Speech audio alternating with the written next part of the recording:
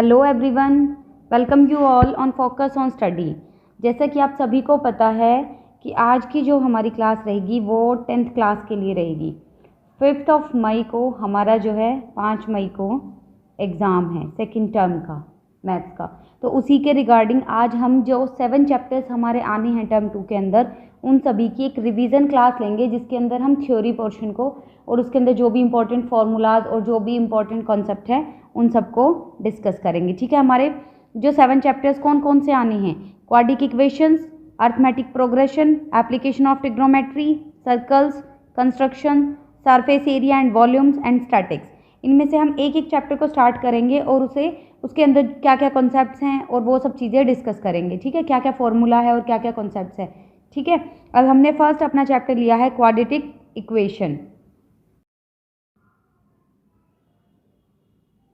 हाँ जी, तो हमने अपना फर्स्ट चैप्टर लिया है क्वाड्रेटिक इक्वेशन। ठीक है, पहले हम पढ़ेंगे क्वाड्रेटिक इक्वेशन को और फिर उसके बाद एक एक करके सभी चैप्टर्स को पढ़ते जाएंगे। देखो, अब सबसे पहली बात, हमारे चैप्टर का नाम क्या है? Quadratic equation. ठीक है, यहाँ से सिर्फ आपको छोटी सी बात याद रखनी है, x की पावर 2, सिर्फ इतनी याद रखनी है। ठीक है, अब देखो, जब हमें सबसे पहले क्या करना है? चेक करना है। ठीक है, चेक करना है क्या कि क्वाड्रेटिक इक्वेशन है या नहीं है। ठीक है, सबसे पहली बात क्या है कि चेक करना है क्वाड्रेटिक इक्वेशन है या नहीं है। तो उसे चेक करने के लिए क्या होना चाहिए? उसे चेक करने के लिए हमारी जो डिग्री है वो कितनी होनी चाहिए? 2 होनी चाहिए। क्वाड्रेटिक इक्वेशन के अंदर डिग्री कितनी होनी चाहिए? 2 होनी चाहिए। ठीक है, जैसे कोई भी वेरिएबल है, x लिया मैंने, कोई भी वेरिएबल, इसकी पावर कितनी ली मैंने? 2 ली। ठीक है, y लिया, उसकी पावर कितनी ली? 2 लिया। ठीक है, कोई भी एक नंबर, जैसे मैंने ये लिया a की मैंने पावर ली 2, तो देखो इन सब की पावर कितनी है? 2 है। तो ये क्या है? क्वाड्रेटिक इक्वेशन है। ठीक है, क्वाड्रेटिक इक्वेशन को चेक करने के लिए हमें क्या पता होना चाहिए कि डिग्री कितनी होनी चाहिए? 2 होनी चाहिए। अब सपोज करो मैंने लिखा x की power 2 plus 4x plus 3 is equal to 0। तो अब इसके अंदर डिग्री कितनी है? हाईएस्ट डिग्री देखनी है। देखो, यहाँ पर मैंने सिर्फ 2 की बात इसलिए की, हमें कौन सी डिग्री देखनी है? हमें देखनी है हाईएस्ट पावर। हमें कौन सी देखनी है? Highest power. तो यहाँ पर हाईएस्ट पावर 2 है। अब देखो, x की power 2 plus 4x plus 3 is equal to 0। इसके अंदर डिग्री कितनी है? डिग्री कितनी है? 2। अब देखो, यहाँ पर x की पावर है 1, तो 1 ज़्यादा है या 2 ज़्यादा है? तो 2 ज़्यादा है। ठीक है, तो डिग्री कितनी हो गई? यहाँ पर डिग्री कितनी हो गई? 2 हो गई। अब जिसकी डिग्री 2 है तो वो कैसी इक्वेशन है? वो हमारी क्वाड्रेटिक इक्वेशन है। कैसी इक्वेशन है? वो हमारी क्वाड्रेटिक इक्वेशन है। अब जैसे मैंने लिखा x की power 2 plus 3 is equal to 0। अब यहाँ पर डिग्री कितनी है? यहाँ पर डिग्री हमारी कितनी है? 2 है। तो ये भी कैसी इक्वेशन है? क्वाड्रेटिक इक्वेशन है। अब मैंने नेक्स्ट लिखा, हाँ जी, तो यहाँ पर डिग्री कितनी है? यहाँ पर डिग्री है हमारी 2। अगर मैंने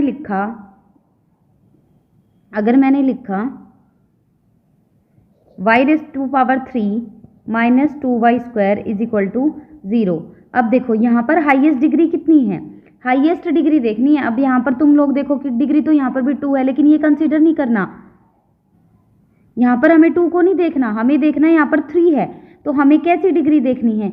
हमें देखनी है कि हाईएस्ट डिग्री कितनी है। तो हाईएस्ट डिग्री कितनी है? 3 है। तो 3 है, तो इसका मतलब नोट, ये एक क्वाड्रेटिक इक्वेशन नहीं है। क्वाड्रेटिक इक्वेशन कब होगी? जब हमारी डिग्री कैसी होगी? 2 होगी। अब जैसे मैंने लिखा -4a plus 42 is equal to 0। अब यहाँ पर डिग्री कितनी है? यहाँ पर डिग्री है 1। कितनी डिग्री है? 1। a की पावर 1 है ना, तो यहाँ पर डिग्री है 1, तो ये भी एक क्वाड्रेटिक इक्वेशन नहीं है। ठीक है, अब देखो, उसके बाद हमारी क्वाड्रेटिक इक्वेशन की क्या होती है? एक स्टैंडर्ड फॉर्म होती है। क्या होती है? एक स्टैंडर्ड फॉर्म होती है इक्वेशन की। स्टैंडर्ड फॉर्म का मतलब क्या होता है कि जितनी भी क्वाड्रेटिक इक्वेशन होती हैं वो इसी फॉर्म में लिखी जाती हैं। कौन सी फॉर्म है वो? ax square plus bx plus c is equal to 0। ये हमारी कैसी फॉर्म होती है? ये हमारी स्टैंडर्ड फॉर्म होती है किसी भी क्वाड्रेटिक इक्वेशन की। इसके अंदर देखो, जो ये हमारा a है वो कभी भी क्या नहीं होना चाहिए? 0 नहीं होना चाहिए। ठीक है, क्यों? अगर ये 0 हो जाएगा, अगर ये हमारा 0 हो जाएगा तो x की पावर 2 ये पूरा ही 0 हो जाएगा, और जब ये पूरा ही 0 हो जाएगा तो ये वाला पोर्शन ही खत्म हो जाएगा, और ये कैसी इक्वेशन बचेगी? ये क्वाड्रेटिक इक्वेशन बचेगी ही नहीं, क्योंकि क्वाड्रेटिक इक्वेशन के लिए हमें क्या चाहिए होता है? x की पावर 2 चाहिए होता है। अब हम एग्जाम्पल बात करते हैं। कैसे? मैंने लिखा, हम एग्जाम्पल लेते हैं। जैसे मैंने लिखा 2x square plus 4x plus 6 is equal to 0। यहाँ पर देखो पावर कितनी है 2 है, तो ये कैसी इक्वेशन है, ये हमारी एक क्वाड्रेटिक इक्वेशन है। ठीक है, ये कैसी इक्वेशन है, क्वाड्रेटिक इक्वेशन है। अब इसके बाद देखो अगर मेरे पास कोई भी इक्वेशन है 4x square plus 2x 4x square plus 2x is equal to 9, अगर ऐसे दी हुई है तो इसे भी हमें किस फॉर्म में लेकर आना होता है, इसे भी हमें स्टैंडर्ड फॉर्म में लेके आना होता है। स्टैंडर्ड फॉर्म कैसी होती है 4x स्क्वायर प्लस 2x, अब इसको इधर ले आओ -9 इज इक्वल टू 0, ये हमारी कैसी फॉर्म बन गई, स्टैंडर्ड फॉर्म बन गई। अब देखो ये जो हमारे पास क्वाड्रेटिक इक्वेशंस होती हैं इनको हमें क्या करना होता है, इन्हें हमें करना होता है सॉल्व। क्या करना होता है, इन्हें सॉल्व करना होता है। अब सॉल्व करने के लिए कौन सा मेथड यूज़ करते हैं, सॉल्व करने के लिए हम यूज़ करते हैं फैक्टराइजेशन। क्या यूज़ करते हैं, फैक्टराइजेशन मेथड। लेकिन ये एक और मेथड भी यूज़ करते हैं, वो कौन सा होता है, बाय यूजिंग क्वाड्रेटिक फॉर्मूला, वो भी पढ़ेंगे। अभी हम बात कर रहे हैं फैक्टराइजेशन की। फैक्टराइजेशन किन इक्वेशंस के लिए होता है, फैक्टराइजेशन होता है फॉर सॉल्विंग इजी इक्वेशंस। कौन सी इक्वेशंस, जो हमारी इजी इक्वेशंस होती हैं। ठीक है, और क्वाड्रेटिक फॉर्मूला किसके लिए होता है, जो हमारी थोड़ी टफ होती है, रूट वाली इक्वेशंस जो होती हैं। अब देखो फैक्टराइजेशन मेथड क्या होता है, फैक्टराइजेशन मेथड से हम क्वाड्रेटिक इक्वेशन को सॉल्व कर सकते हैं। हम सॉल्व करके क्या फाइंड आउट करते हैं, एक्स की वैल्यू फाइंड आउट करते हैं। क्या फाइंड आउट करते हैं, एक्स की वैल्यू फाइंड आउट करते हैं। इस मेथड के अंदर, फैक्टराइजेशन मेथड के अंदर होता क्या है, इसके अंदर जो हमारी मिडल टर्म होती है, कौन सी टर्म, जो हमारी मिडल टर्म होती है, उसको 2 पार्ट्स में हम क्या कर देते हैं, स्प्लिट कर देते हैं। 2 पार्ट्स में हम क्या कर देते हैं, स्प्लिट्स कर देते हैं। ठीक है, इतना समझ आया। अब देखो हम कोई भी इक्वेशन लेते हैं, मैंने एक इक्वेशन ली है 6x minus x minus 2 is equal to 0, ये मैंने एक इक्वेशन ली है। अब देखो इसे मैं सॉल्व करने का मेथड बताती हूँ आपको, इसे मैं सॉल्व करने का आपको मेथड बताती हूँ कि ये कैसे सॉल्व करना है। सबसे पहले देखो हमें क्या करना है, सबसे पहले हमें क्या करना है, ये हमारी फर्स्ट टर्म है, ये हमारी मिडिल टर्म है और ये हमारी लास्ट टर्म है। तो हमारा फर्स्ट स्टेप क्या रहेगा, मल्टीप्लाई करना है। क्या करना है, मल्टीप्लाई करना है। किस किस को, फर्स्ट टर्म को और लास्ट टर्म को, फर्स्ट टर्म को और लास्ट टर्म को। अब देखो यहाँ पर फर्स्ट टर्म कितनी है 6 है और लास्ट टर्म कितनी है -2, तो यहाँ से कितना आ गया -12 आ गया, यहाँ से कितना आ गया -12 आ गया। अब देखो इतना आने के बाद ये यहाँ से हमारे पास कितना आ गया -12 आ गया। अब जो ये 12 आया है, माइनस को छोड़ दो, अभी यहाँ पर कितना आया है 12 आया है, तो अब हम इस 12 का क्या लेंगे, एलसीएम लेंगे। क्या लेंगे, एलसीएम लेंगे। तो क्या लेंगे हम यहाँ पर एलसीएम, टेक एलसीएम ऑफ 12, तो वो क्या रहेगा 2 × 2, 2 2 ज़ा 4 और 4 3 ज़ा 12, ये आपका आ गया एलसीएम। ठीक है, ये आपका आ गया हाँ जी। अब देखो अब हमें क्या करना है, जो हमारी मिडिल टर्म है, मिडिल टर्म हमारी कितनी है, मिडिल टर्म तो हमारी देखो -x है, इसका मतलब मिडिल टर्म हमारी -1 है। अब इस मिडिल टर्म को ऐसे 2 पार्ट्स में स्प्लिट करना है। कैसे 2 पार्ट्स में स्प्लिट करना है कि जहाँ से हमारे पास सॉल्व करने के बाद -1 आ जाए। हमें जो मिडिल टर्म है -1, ठीक है, स्प्लिट मिडिल टर्म कितनी है -1 इंटू 2 नंबर, ऐसे 2 नंबर्स में स्प्लिट करना है जिनका मल्टीप्लिकेशन -12 आ जाए, जिनका मल्टीप्लिकेशन कितना आ जाए -12 आ जाए। मेरा यहाँ एलसीएम लेने का पर्पस क्या था, यहाँ से देखो 2 2 ज़ा 4 मल्टीप्लाई 3। अब देखो अगर मैं -4 और +3 ले लूँ, -4 और +3 लिया, अगर मैं इसे सॉल्व करूँगी तो -1 आएगा और इन दोनों को मल्टीप्लाई करूँगी तो -12 आ जाएगा। तो मेरा क्वेश्चन क्या था, मेरा क्वेश्चन था 6x minus x minus 2 is equal to 0, 6x square minus x minus 2 is equal to 0, ये था मेरा क्वेश्चन। अब देखो मैं क्या करती हूँ, अब मैंने लिखा 6x स्क्वायर, ठीक है।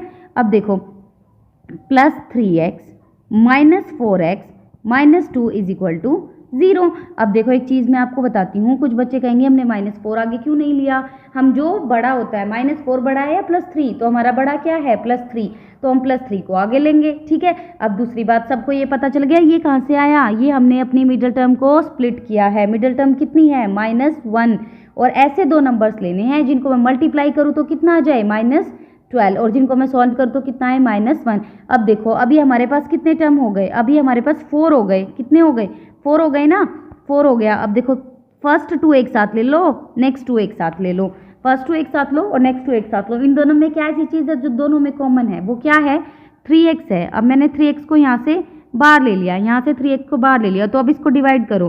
3 2 ज़ा 6, एक x बाहर चला गया, अंदर बच गया x। अब प्लस, इससे ये पूरा डिवाइड हो गया, बच गया 1। ठीक है, अब यहाँ से क्या ले सकते हैं 2, तो अंदर बच गया 2x minus minus plus 1 is equal to 0। अब देखो ये और ये हमेशा सेम आना चाहिए, तो ये सेम आ गया, 2x plus 1 is equal to 0। एक तो मेरे पास ये बन गया और दूसरा क्या बन गया, 3x minus 2 is equal to 0। अब देखो 2x इज इक्वल टू -1, ये उधर जाके x इज इक्वल टू -1, ये प्लस है तो डिवाइड में आके ये हो जाएगा, ये इधर मल्टीप्लाई में है ना तो इधर आ जाएगा और डिवाइड में चला जाएगा। एक तो x की वैल्यू ये आ गई, अब ऐसे ही 3x इज इक्वल टू ये उधर जाएगा तो क्या हो जाएगा +2, x इज इक्वल टू +2। अब ये देखो ये मल्टीप्लाई में तो यहाँ पर आ जाएगा डिवाइड में, तो ये x की हमारे पास क्या आ गई, 2 वैल्यू आ गई। अब देखो कुछ बच्चे कहेंगे आप काफ़ी स्पीड से करा रहे हो, फास्ट करा रहे हो, क्योंकि ये कैसी क्लास है, ये एक रिवीजन क्लास है एग्जाम के लिए, ये एक रिवीजन क्लास है एग्जाम के लिए। उसके बाद जो है हम 10th के बच्चों के लिए चैप्टर 1 से बिल्कुल डिटेल के अंदर धीरे धीरे हर चैप्टर को सॉल्व करेंगे। अभी हम ये क्या ले रहे हैं, जिनका 5 मई को एग्जाम है उनके लिए रिवीजन क्लास है। ठीक है, अब नेक्स्ट जो टॉपिक आता है मेरा, इक्वेशन को सॉल्व करना। किस मेथड से, सॉल्व इक्वेशन बाय, कौन से मेथड से, वो है हमारी क्वाड्रेटिक फार्मूला। किससे,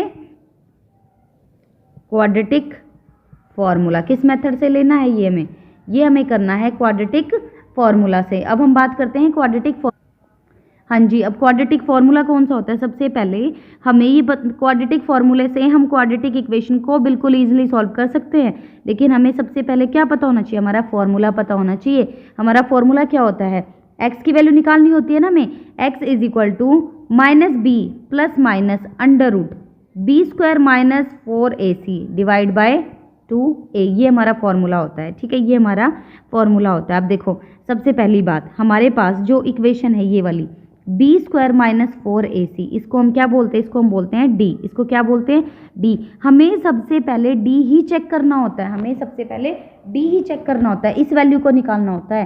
देखो ये है -b plus minus under root d divide by 2a, ये होता है हमारा फॉर्मूला, और d होता है b² माइनस 4ac। सबसे पहले हमें d को चेक करना होता है।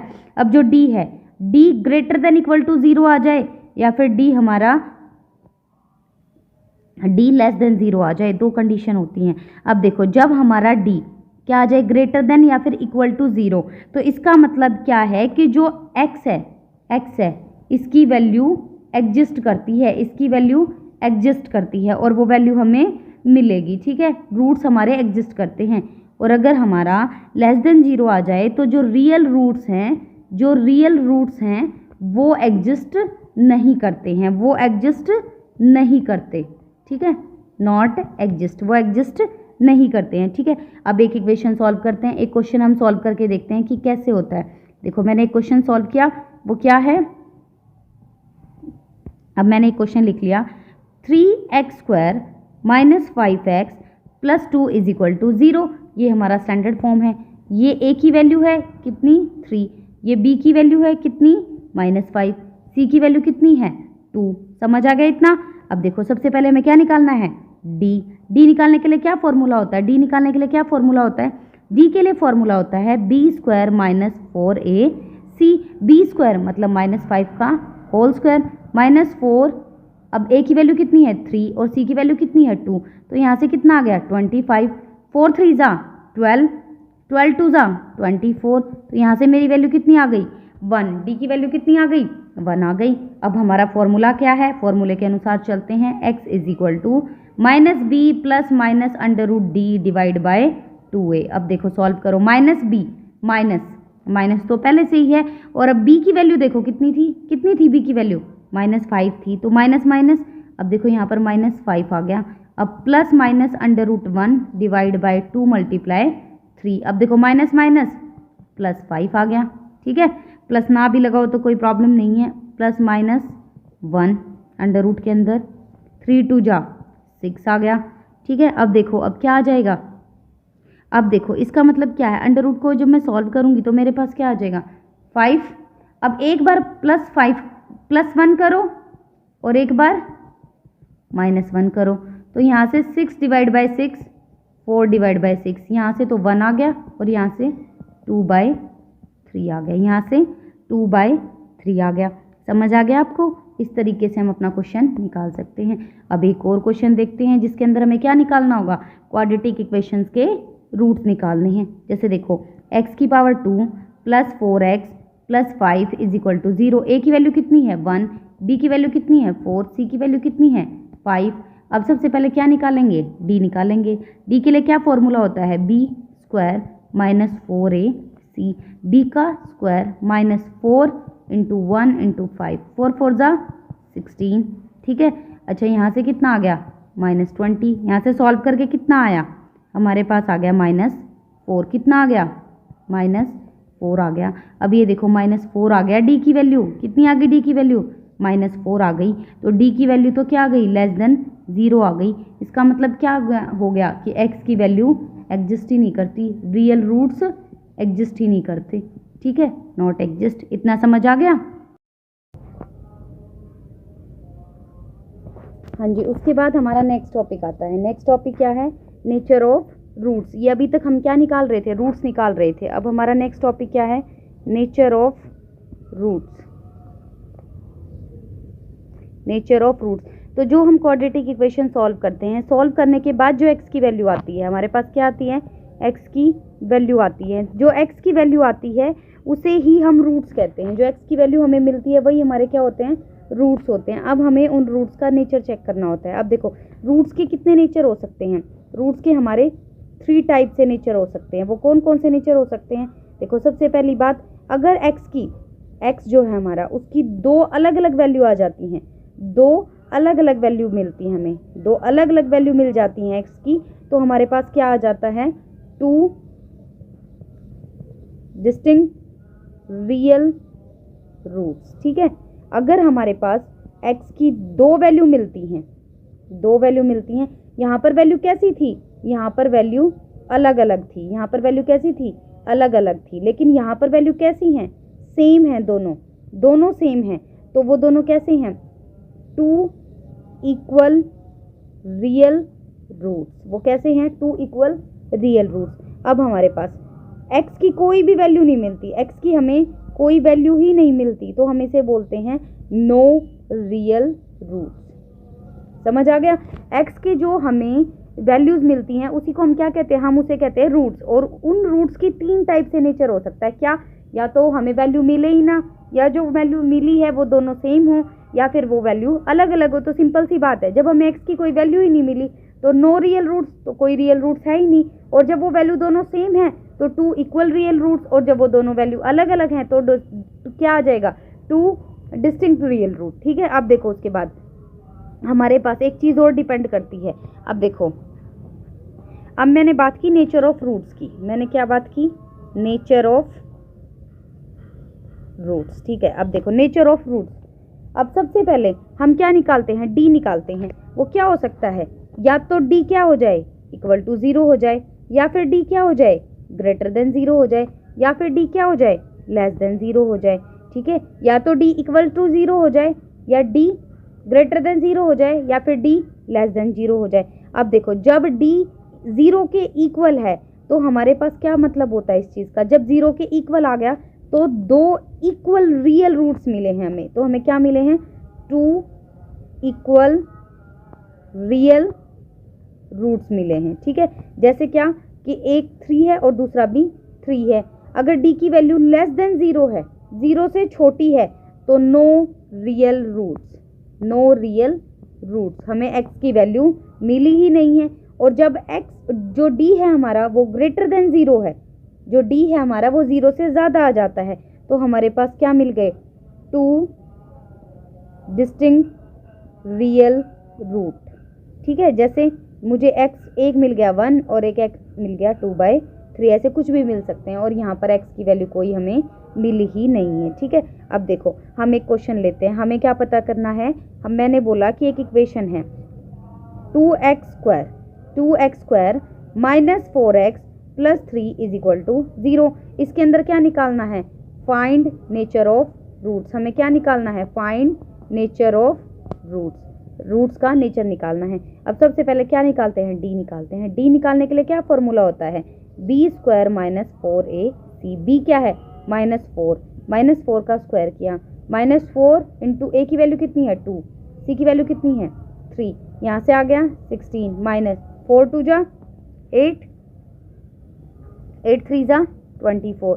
तो यहाँ से आपके पास सॉल्व करके क्या आ गया -8 आ गया। अब जो -8 है वो डी से क्या है लेस देन 0 है। तो यहाँ पर जो हमारे रूट्स हैं उनका नेचर कैसा है, अब बताओ। जब डी जो है हमारा 0 से छोटा हो तो क्या होना चाहिए, नो रियल रूट्स। तो आंसर क्या आ गया यहाँ पर हमारा नो रियल रूट्स। यहाँ पर हमारे इस चैप्टर का बेसिक कॉन्सेप्ट क्लियर हो जाता है। अब हम एक बार दोबारा से रिवाइज करेंगे कि आज हमने इस चैप्टर के बारे में क्या क्या चीज़ें पढ़ी। हाँ जी, हमारे चैप्टर का नाम क्या था, हमारा चैप्टर था क्वाड्रेटिक इक्वेशन। मैंने आपको चैप्टर का नाम बोलते ही बोला था कि क्वाड्रेटिक एक्स की पावर 2, जहाँ पर पावर 2 होती है। अब देखो सबसे पहले चेक करना कि क्वाड्रेटिक इक्वेशन होती क्या है, जिनकी डिग्री कितनी हो, जिनकी डिग्री हो 2। जैसे मैंने लिखा एक्स की पावर 2 तो ये क्वाड्रेटिक है, ए की पावर 2 ये सब क्या है क्वाड्रेटिक है। लेकिन मैं बात कर रही हूँ हाईएस्ट पावर की। कोई भी इक्वेशन मैंने लिखी जैसे एक्स की पावर 2 + 4x + 3, अब यहाँ पर x है तो इसकी वैल्यू कितनी, यहाँ पर पावर कितनी है 1 है, और लेकिन ये 1 है और ये 2 है, तो हाईएस्ट कौन सी है, हाईएस्ट हमारी 2 है। तो हमें क्या देखनी है, हाईएस्ट पावर देखनी है। जो हाईएस्ट पावर होती है वो उस इक्वेशन की डिग्री होती है, और जिस भी इक्वेशन की डिग्री 2 होगी वो हमारी क्वाड्रेटिक इक्वेशन होगी। जैसे मैंने लिखा y की पावर 3 -2y²। अब देखो यहाँ पर 2 भी है लेकिन हाईएस्ट पावर तो कितनी है 3 है, तो हाईएस्ट पावर कितनी है 3 है, इसका मतलब ये क्वाड्रेटिक इक्वेशन नहीं है। उसके बाद हमने पढ़ा स्टैंडर्ड फॉर्म के बारे में। स्टैंडर्ड फॉर्म क्या होती है, ax² + bx + c = 0, ये स्टैंडर्ड फॉर्म होती है। किसी भी फॉर्म में इक्वेशन दियो हमें उसे किस में बनाना होता है, स्टैंडर्ड फॉर्म में बनाना होता है। अब स्टैंडर्ड फॉर्म को हम क्या करते हैं, सॉल्व करते हैं। कितने मेथड से, 2 मेथड से। कौन कौन सा मेथड है, फैक्टराइजेशन मेथड, जिसमें हम मिडिल टर्म को स्प्लिट करते हैं और उसके फैक्टर बनाते हैं। ये मैंने आपको क्वेश्चन अच्छे से समझाया था। और दूसरा मेथड क्या होता है फैक्टराइजेशन के अलावा, वो होता है क्वाड्रेटिक फॉर्मूला। उसके लिए हमें क्या याद रखना है, हमें ये फॉर्मूला याद रखना है, हमें ये फॉर्मूला याद रखना है। क्या है फॉर्मूला, x = -b + √b²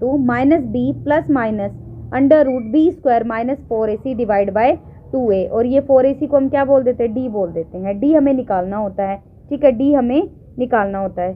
अब ये एक इक्वेशन दी है। अब उसके बाद हमने नेक्स्ट टॉपिक क्या पढ़ा, नेचर ऑफ रूट्स। जो हम x की वैल्यू निकालते हैं उन्हीं को हम क्या बोलते हैं, रूट्स बोलते हैं। अब उन रूट्स का नेचर कैसा हो सकता है, उन रूट का नेचर जो हमने 2 वैल्यू निकाली हैं, या तो वो दोनों वैल्यू अलग अलग आ जाती हैं तो क्या हो जाता है 2 डिस्टिंक्ट रियल रूट, और वो दोनों वैल्यू सेम आ जाती हैं तो 2 इक्वल रियल रूट्स, और कोई भी वैल्यू आती ही नहीं तो नो रियल रूट्स। ठीक है, अगर d अगर = 0 है तो 2 हमारे इक्वल रूट्स हैं, और d > 0 है तो हमारे 2 डिस्टिंक्ट रियल रूट है, और d हमारा <0 है तो नो रियल रूट्स, कोई भी रियल रूट्स नहीं है। ठीक है, ये इस चैप्टर का बेसिक है जो कि आपको पता होना चाहिए। अब हम अपना नेक्स्ट टॉपिक पढ़ते हैं, नेक्स्ट चैप्टर पढ़ते हैं। फर्स्ट चैप्टर हमारा क्या था, वो था हमारा क्वाड्रेटिक इक्वेशन। अब नेक्स्ट क्या है, अर्थमेटिक प्रोग्रेशन, जिसे हम क्या बोलते हैं, एपी बोलते हैं। हाँ जी, हमारा नेक्स्ट टॉपिक क्या है, हमारा नेक्स्ट टॉपिक है अर्थमेटिक प्रोग्रेशन, जिसे हम क्या बोलते हैं, एपी बोलते हैं। अब ये हम इसको रिवाइज करेंगे, इस चैप्टर के अंदर क्या क्या कॉन्सेप्ट है और क्या क्या चीज़ें हमें पता होनी चाहिए। अब सबसे पहले देखो, सबसे पहला टॉपिक जो रहेगा वो हमारा क्या रहेगा, मेकिंग एन एपी। क्या रहेगा, मेकिंग एन एपी, एक एपी बनाने के लिए। अब सबसे पहले देखो, एपी बनाने के लिए जो जो चीज़ें हमें चाहिए होती है वो क्या क्या होती है, सबसे पहले होती है फर्स्ट टर्म, क्या बोलते हैं इसे, फर्स्ट टर्म। ठीक है, उसके अलावा क्या चाहिए होता है, डी हमारा क्या होता है, कॉमन डिफरेंस। क्या बोलते हैं इसे, कॉमन डिफरेंस। ठीक है, अब देखो, अब कॉमन डिफरेंस, अब मैं कोई भी एक क्वेश्चन लेती हूँ, कैसे, अगर मैंने लिखा a = 4 and d = -3, a = 4 d = -3। अब हमें इसकी क्या बनानी है, हमें बनानी है एपी, हमें क्या बनानी है, एपी बनानी है। तो अब एपी बनाने के लिए हम क्या करेंगे, सबसे पहले तो फर्स्ट टर्म होती है, ठीक है, तो आ जाएगा 4।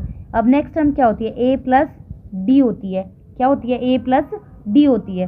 तो a कितना है, 4 है, a कितना है, 4 है। अब मान लो मैंने d ले लिया +3 लो, पहले थोड़ा आपको कंफ्यूजन नहीं होगा।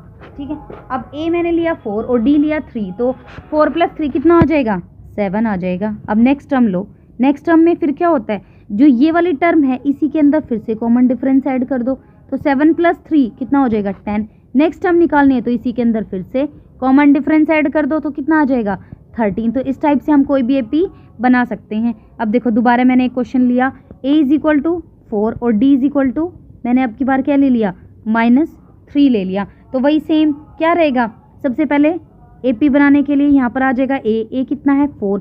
अब देखो इसमें क्या करना है मुझे, 4 में ये 4 के अंदर प्लस करना है, क्या -3 प्लस करना है। तो 4 - 3, तो यहाँ से कितना आ गया हमारे पास, 1 आ गया, 1 आ गया।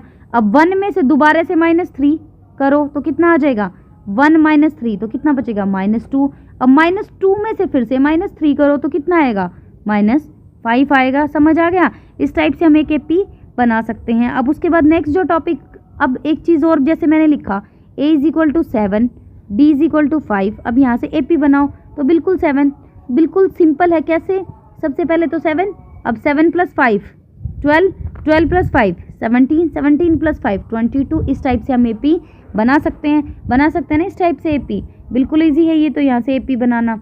अब नेक्स्ट बात करते हैं चेकिंग एन एपी। नेक्स्ट क्या है, चेकिंग एन एपी। एक एपी को चेक कैसे करते हैं, ये है हमारा नेक्स्ट टॉपिक। एपी को चेक करने के लिए हमें किसका पता होना चाहिए, हमें पता होना चाहिए कॉमन डिफरेंस का। किसका पता होना चाहिए, कॉमन डिफरेंस का। अगर एपी की सभी टर्म के बीच में कॉमन डिफरेंस सेम है, किसी भी सीरीज की सभी टर्म्स के बीच में कॉमन डिफरेंस सेम है, तो वो क्या बन जाएगी, वो हमारी एपी बन जाएगी। ठीक है, अब देखो मैंने, अब जो फर्स्ट नंबर पे है वो a1, नेक्स्ट पे है तो a2, नेक्स्ट पे है तो a3, a4। ये देखो ये एपी की फर्स्ट टर्म, ये सेकंड टर्म, ये थर्ड टर्म, ये फोर्थ टर्म। तो डी निकालने का क्या तरीका हो जाएगा, a2 - a1। डी निकालने का क्या तरीका हो जाएगा, a3 - a2। ऐसे ही तो निकालेंगे। और ये जो डी आ रहा है ये हर बार कैसा आना चाहिए, सेम आना चाहिए। अगर ये सेम आ जाता है तो क्या आ जाएगा, सेम आ जाता है तो ये क्या पता लग जाएगा हमें कि ये एक एपी है। अब मैंने एक एग्जांपल लिखा 2, 5, 9, 12 और 15। चेक करो क्या ये एक एपी है। अब देखो 5 में से मैंने 2 माइनस किया, 3 आ गया। 9 में से 5 मैंने माइनस किया तो कितना है यहाँ पर आ गया 4, यहाँ पर आ गया 4। क्या ये दोनों सेम है, नहीं है। तो क्या ये एपी है, नहीं है। ठीक है, अब नेक्स्ट क्वेश्चन की तरफ बढ़ते हैं। अब मैंने लिखा 4, 7, 10, 13 और 16। ठीक है, अब देखो 4 में से 7 माइनस करो, 7 - 4 तो कितना आ जाएगा, 3 आ गया। 10 - 7 तो यहाँ से कितना आ गया, 3 आ गया। 13 - 10 कितना आ गया, 3 आ गया। 16 - 13 कितना आ गया, 3 आ गया। हर बार डी क्या आ रहा है, सेम आ रहा है। हर बार डी कैसा आ रहा है, सेम आ रहा है। अगर हर बार डी सेम आ रहा है तो ये हमारी क्या बन जाती है, ये हमारी एक एपी है, ये हमारी एक एपी है। ठीक है, अब देखो, अब मैं एक बात करती हूँ, यहाँ से एक चीज़ आप लोगों को पता होना चाहिए। मैंने लिखा ABC, ये एक एपी है। ठीक है, ABC ये एक सीरीज है और ये एक एपी है। ठीक है, आर इन एपी मतलब फर्स्ट, सेकंड और 3 टर्म है ABC और ये एक एपी है। तो यहाँ से एक रिजल्ट है जो हमें याद रखना है, वो क्या है कि twice of B is equal to A + C। Twice of B, अगर मैं 2 टाइम्स करूँ B का तो वो किसके इक्वल है, A + C के इक्वल है। ये कैसा है, ये हमें याद रखना है। यहाँ से ये एक रिजल्ट है जो हमारे क्वेश्चंस में यूज हो सकता है। ठीक है, अगर 3 टर्म ABC ये तीनों एक एपी के अंदर हैं तो twice of B is equal to A + C आ जाएगा। Twice of B is equal to A + C आ जाएगा। मतलब सेकंड टर्म का अगर मैं ट्वाइस करती हूँ तो first term plus third term आ जाएगा। ठीक है, अब इसके बाद जो नेक्स्ट हमारा टॉपिक आता है वो आता है जर्नल टर्म का। वो क्या आता है, जर्नल टर्म। वो क्या आता है, जर्नल टर्म। जर्नल टर्म को हम TN से भी दिखा सकते हैं और AN से भी दिखा सकते हैं। वो अलग अलग अपना लिखने का तरीका है, उसमें कोई प्रॉब्लम नहीं आती। देखो जर्नल टर्म, फॉर्मूले में 4 वेरिएबल होते हैं। सबसे पहले हमें ये पता होना चाहिए जर्नल टर्म का जो फॉर्मूला है वो किस लिए यूज़ होता है। जो जर्नल टर्म का फॉर्मूला होता है वो यूज़ होता है फाइंड टर्म। किस लिए यूज़ होता है, find terms of an AP. एक एपी के अंदर कितनी टर्म्स है ये फाइंड आउट करने के लिए यूज़ होता है। अब इस फॉर्मूले के अंदर हमारे पास 4 वेरिएबल होते हैं। कौन कौन से, TN, AN और D, ये 4 वेरिएबल होते हैं। अब देखो क्वेश्चन में कोई भी 3 वेरिएबल दिए होंगे, और एक जो 4th वेरिएबल है वो पूछा होगा। इनमें से कोई भी एक जो है पूछ सकते हैं, कोई भी 3 को हमें दे सकते हैं। ठीक है, अब उसके बाद हमारे पास आता है फॉर्मूला। फॉर्मूला क्या है, TN is equal to A + N - 1 D। A + N - 1 D। अब देखो TN की जगह AN भी हो सकता है, कोई प्रॉब्लम नहीं है इसमें। ठीक है, अब देखो TN, इसको हम क्या बोलते हैं, जर्नल टर्म। इसको हम क्या बोलते हैं, जर्नल टर्म बोलते हैं। अब ये ए हमारा क्या है, ए है हमारा फर्स्ट टर्म, ठीक है। एन क्या है, एन है हमारा टर्म की पोजीशन, ये क्या है, टर्म की पोजीशन जो होती है। डी हमारा क्या है, कॉमन डिफरेंस, ये क्या होती है, टर्म की पोजीशन होती है। यहाँ स्पेस नहीं है तो मैंने लिख दिया, आपको समझ आ जाएगा, ठीक है। ये क्या होती है, टर्म की पोजीशन होती है। अब देखो कैसे करना है, जैसे मैंने एक एपी ली 4, 9, 14, 19 और 24, ये एक एपी है। इसके अंदर देखो 1, 2, 3, 4, 5 टर्म दी हुई है। यहाँ पर क्या आएगी, 6th टर्म आएगी यहाँ पर, ठीक है। तो क्वेश्चन में दे दिया फाइंड 6th टर्म, क्वेश्चन में दे दिया कि 6th टर्म निकालो, ठीक है। क्या दे दिया क्वेश्चन में कि 6th टर्म निकालो, तो चलो ठीक है, हम 6th टर्म निकालते हैं।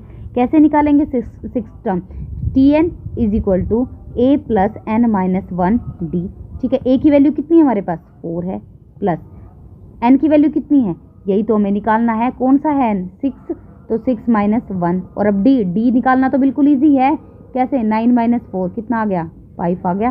तो यहाँ से d की वैल्यू हमारे पास कितनी आ गई, 5 आ गई। तो 4 प्लस 6 माइनस 1, 5 मल्टीप्लाई 5, 4 प्लस 25, तो यहाँ से सॉल्व करके कितना आ गया हमारे पास, 25 प्लस 4 कितना आ जाएगा, 29 आ जाएगा। तो हमारी 6th टर्म कितनी आ गई, 29 आ गई। अब देखो इसके अलावा ये आ गई हमारी 6th टर्म, ये आ गई हमारी 6th टर्म, कितनी आ गई, 29 आ गई, ठीक है। अब इसके अलावा हम एक चीज़ और पढ़ते हैं, वो क्या होती है, लास्ट टर्म निकालने के लिए, वो क्या होती है, लास्ट टर्म। किसी एपी की लास्ट टर्म निकालनी है तो उसके लिए फॉर्मूला क्या होता है, ए क्या है हमारी फर्स्ट टर्म, उसके बाद जितनी टोटल टर्म्स हैं, टी, ठीक है, जितनी टोटल टर्म्स हैं उसमें से -1 करो और यहाँ पर कॉमन डिफरेंस करो, ये लास्ट टर्म निकालने के लिए एक फॉर्मूला होता है। आप सभी क्वेश्चन ना इसी फॉर्मूले से भी कर सकते हो, ठीक है। ज़रूरी नहीं है कि ऐसे अलग अलग फॉर्मूला उसको आप लर्न करो, अगर आपको याद है एक रिवीजन के लिए ये काफ़ी बेहतर है, ठीक है। Last term is equal to A plus total term -1 और कॉमन डिफरेंस उसके साथ मल्टीप्लिकेशन में। अब देखो ये कैसे फाइंड आउट करना है। अगर मेरे पास एक एपी दी हुई है, एपी क्या है, 7, 13, 19 और बीच में हमें नहीं पता कितनी टर्म्स हैं और लास्ट टर्म दी हुई है 205। अब इसने पूछा find the total number of terms, क्या निकालना है, find the total number of terms, क्या निकालना है, टोटल नंबर ऑफ टर्म्स निकालना है, ठीक है। बिल्कुल ईजी है, कोई प्रॉब्लम ही नहीं है। ए की वैल्यू कितनी है, 7 है, डी की वैल्यू सबको निकालनी आ गई, इसमें से माइनस कर लो, 13 माइनस 7 कितना आ जाएगा, 6 आ जाएगा। अब देखो ए और डी तो हमारे पास आ गए, हमें और क्या क्या चाहिए, हमारे पास क्या फॉर्मूला था, लास्ट टर्म तो दी हुई है, कितनी है, 205 है, इज इक्वल टू ए कितना है, 7 है, और प्लस टोटल टर्म दी हुई ना, वो तो हमें पता ही नहीं, तो टोटल टर्म तो हमें निकालनी ही है, -1 और डी कितना है हमारे पास, 6 है। अब इसे सॉल्व कर लें, इसे सॉल्व कर लेते हैं। 205, ठीक है, 205 इज इक्वल टू है ना यहाँ पर, 205 is equal to 7 plus total term -1। अब ये मल्टीप्लाई में है, इधर मल्टीप्लाई में है ना ये इधर। अब देखो सबसे पहले ये इधर प्लस में है तो इधर लाके क्या कर लो, माइनस करो, 205 माइनस 7, तो इसमें से ये -7 किया तो हमारे पास कितना बचा, 891। हाँ जी, अब देखो टोटल टर्म -1 मल्टीप्लाई 6, अब ये मल्टीप्लाई में है जो इधर आ जाएगा तो डिवाइड में आ जाएगा, यहाँ बच गया टोटल टर्म -1, ये टी लिख रही हूँ टोटल टर्म, ठीक है। अब इसको डिवाइड कर लो तो कितना हो जाएगा यहाँ से डिवाइड करके, 33 is equal to total term -1 है ना ये, तो इसे इधर ले आओ तो कितना हो जाएगा, 33 + 1 is equal to total term, तो ये कितना आ गया 34। इसका मतलब हमारी एपी में कितनी टर्म्स हैं, 34 टर्म्स हैं। कितनी है टोटल टर्म्स, वो है आपकी 34 टर्म है। हाँ जी, अब इसके बाद एक और नेक्स्ट टॉपिक जो बचता है इस चैप्टर से, वो क्या है आपका समेशन, सम ऑफ भी बोल सकते हैं इसको, ठीक है। वो क्या है, उसको लिखते हैं SN या फिर सम ऑफ भी बोल देते हैं, सम के लिए होता है ये टर्म्स की। SN किस लिए यूज़ होता है, ये हमारा समेशन किसके लिए यूज़ होता है, use to find the number of term, sum of terms of the AP. किस लिए यूज़ होता है, find sum of terms of an AP, एक एपी के अंदर जितनी टर्म्स हैं उनका सम निकालने के लिए होता है। सम निकालने के लिए दो फॉर्मूले होते हैं, वो दोनों हमें पता होने चाहिए, क्योंकि क्वेश्चन हमारा किस तरीके से है, क्या डिमांड कर रहा है, उस तरीके से ही हम वो फार्मूला अप्लाई करते हैं, ठीक है। क्योंकि अगर हम गलत फार्मूला कहीं अप्लाई करते रहेंगे ना, वहाँ से रिजल्ट नहीं मिलेगा हमें, कितनी भी देर तक आप अप्लाई करते रहो। और सबसे मेन बात है एग्जाम के अंदर हमें टाइम भी तो कंज्यूम करना है ना, ये नहीं कि हम एक ही क्वेश्चन पे अपना सारा टाइम जो है लगा दें, हमें अपना टाइम सेव करके चलना है। तो सम के लिए formula SN is equal to, ठीक है, SN के लिए दो फॉर्मूले हैं, n/2 A प्लस L, ठीक है, first term plus last term. और एक SN के लिए फॉर्मूला क्या होता है, n/2 2A plus n-1 D। ऊपर जो फॉर्मूला था वो था नंबर ऑफ टर्म्स निकालने के लिए, ठीक, और ये फॉर्मूला क्या है, सम ऑफ टर्म्स निकालने के लिए, ठीक है, सम ऑफ टर्म्स निकालने के लिए। अब देखो ये फॉर्मूला कब यूज होगा, इस फॉर्मूले को हम यूज कब करेंगे, when last term is given, when last term is given, जब लास्ट टर्म दी हो। और इस फॉर्मूले को हम यूज कब करेंगे, जब हमारे पास लास्ट टर्म ना दी हो। तो अब देखो सबसे पहले एक मैंने क्वेश्चन लिखा, 34 प्लस 32 प्लस 30, और बीच में हमें नहीं पता कितनी टर्म्स, और लास्ट टर्म मैंने लिख दी 10, और फाइंड सम, क्या क्वेश्चन दे दिया, फाइंड सम, इनका सम निकालना है।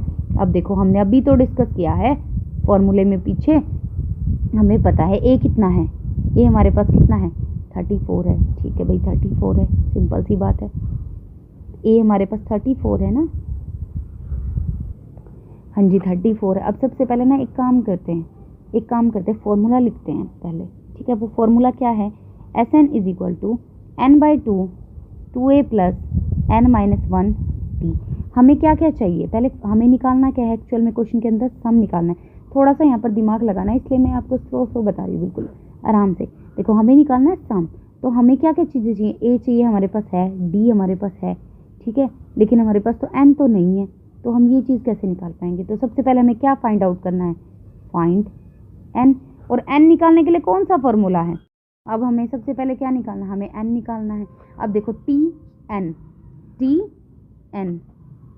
एन हमारे पास कितना है, टी एन तो ये वाला है ना 10 है हमारे पास।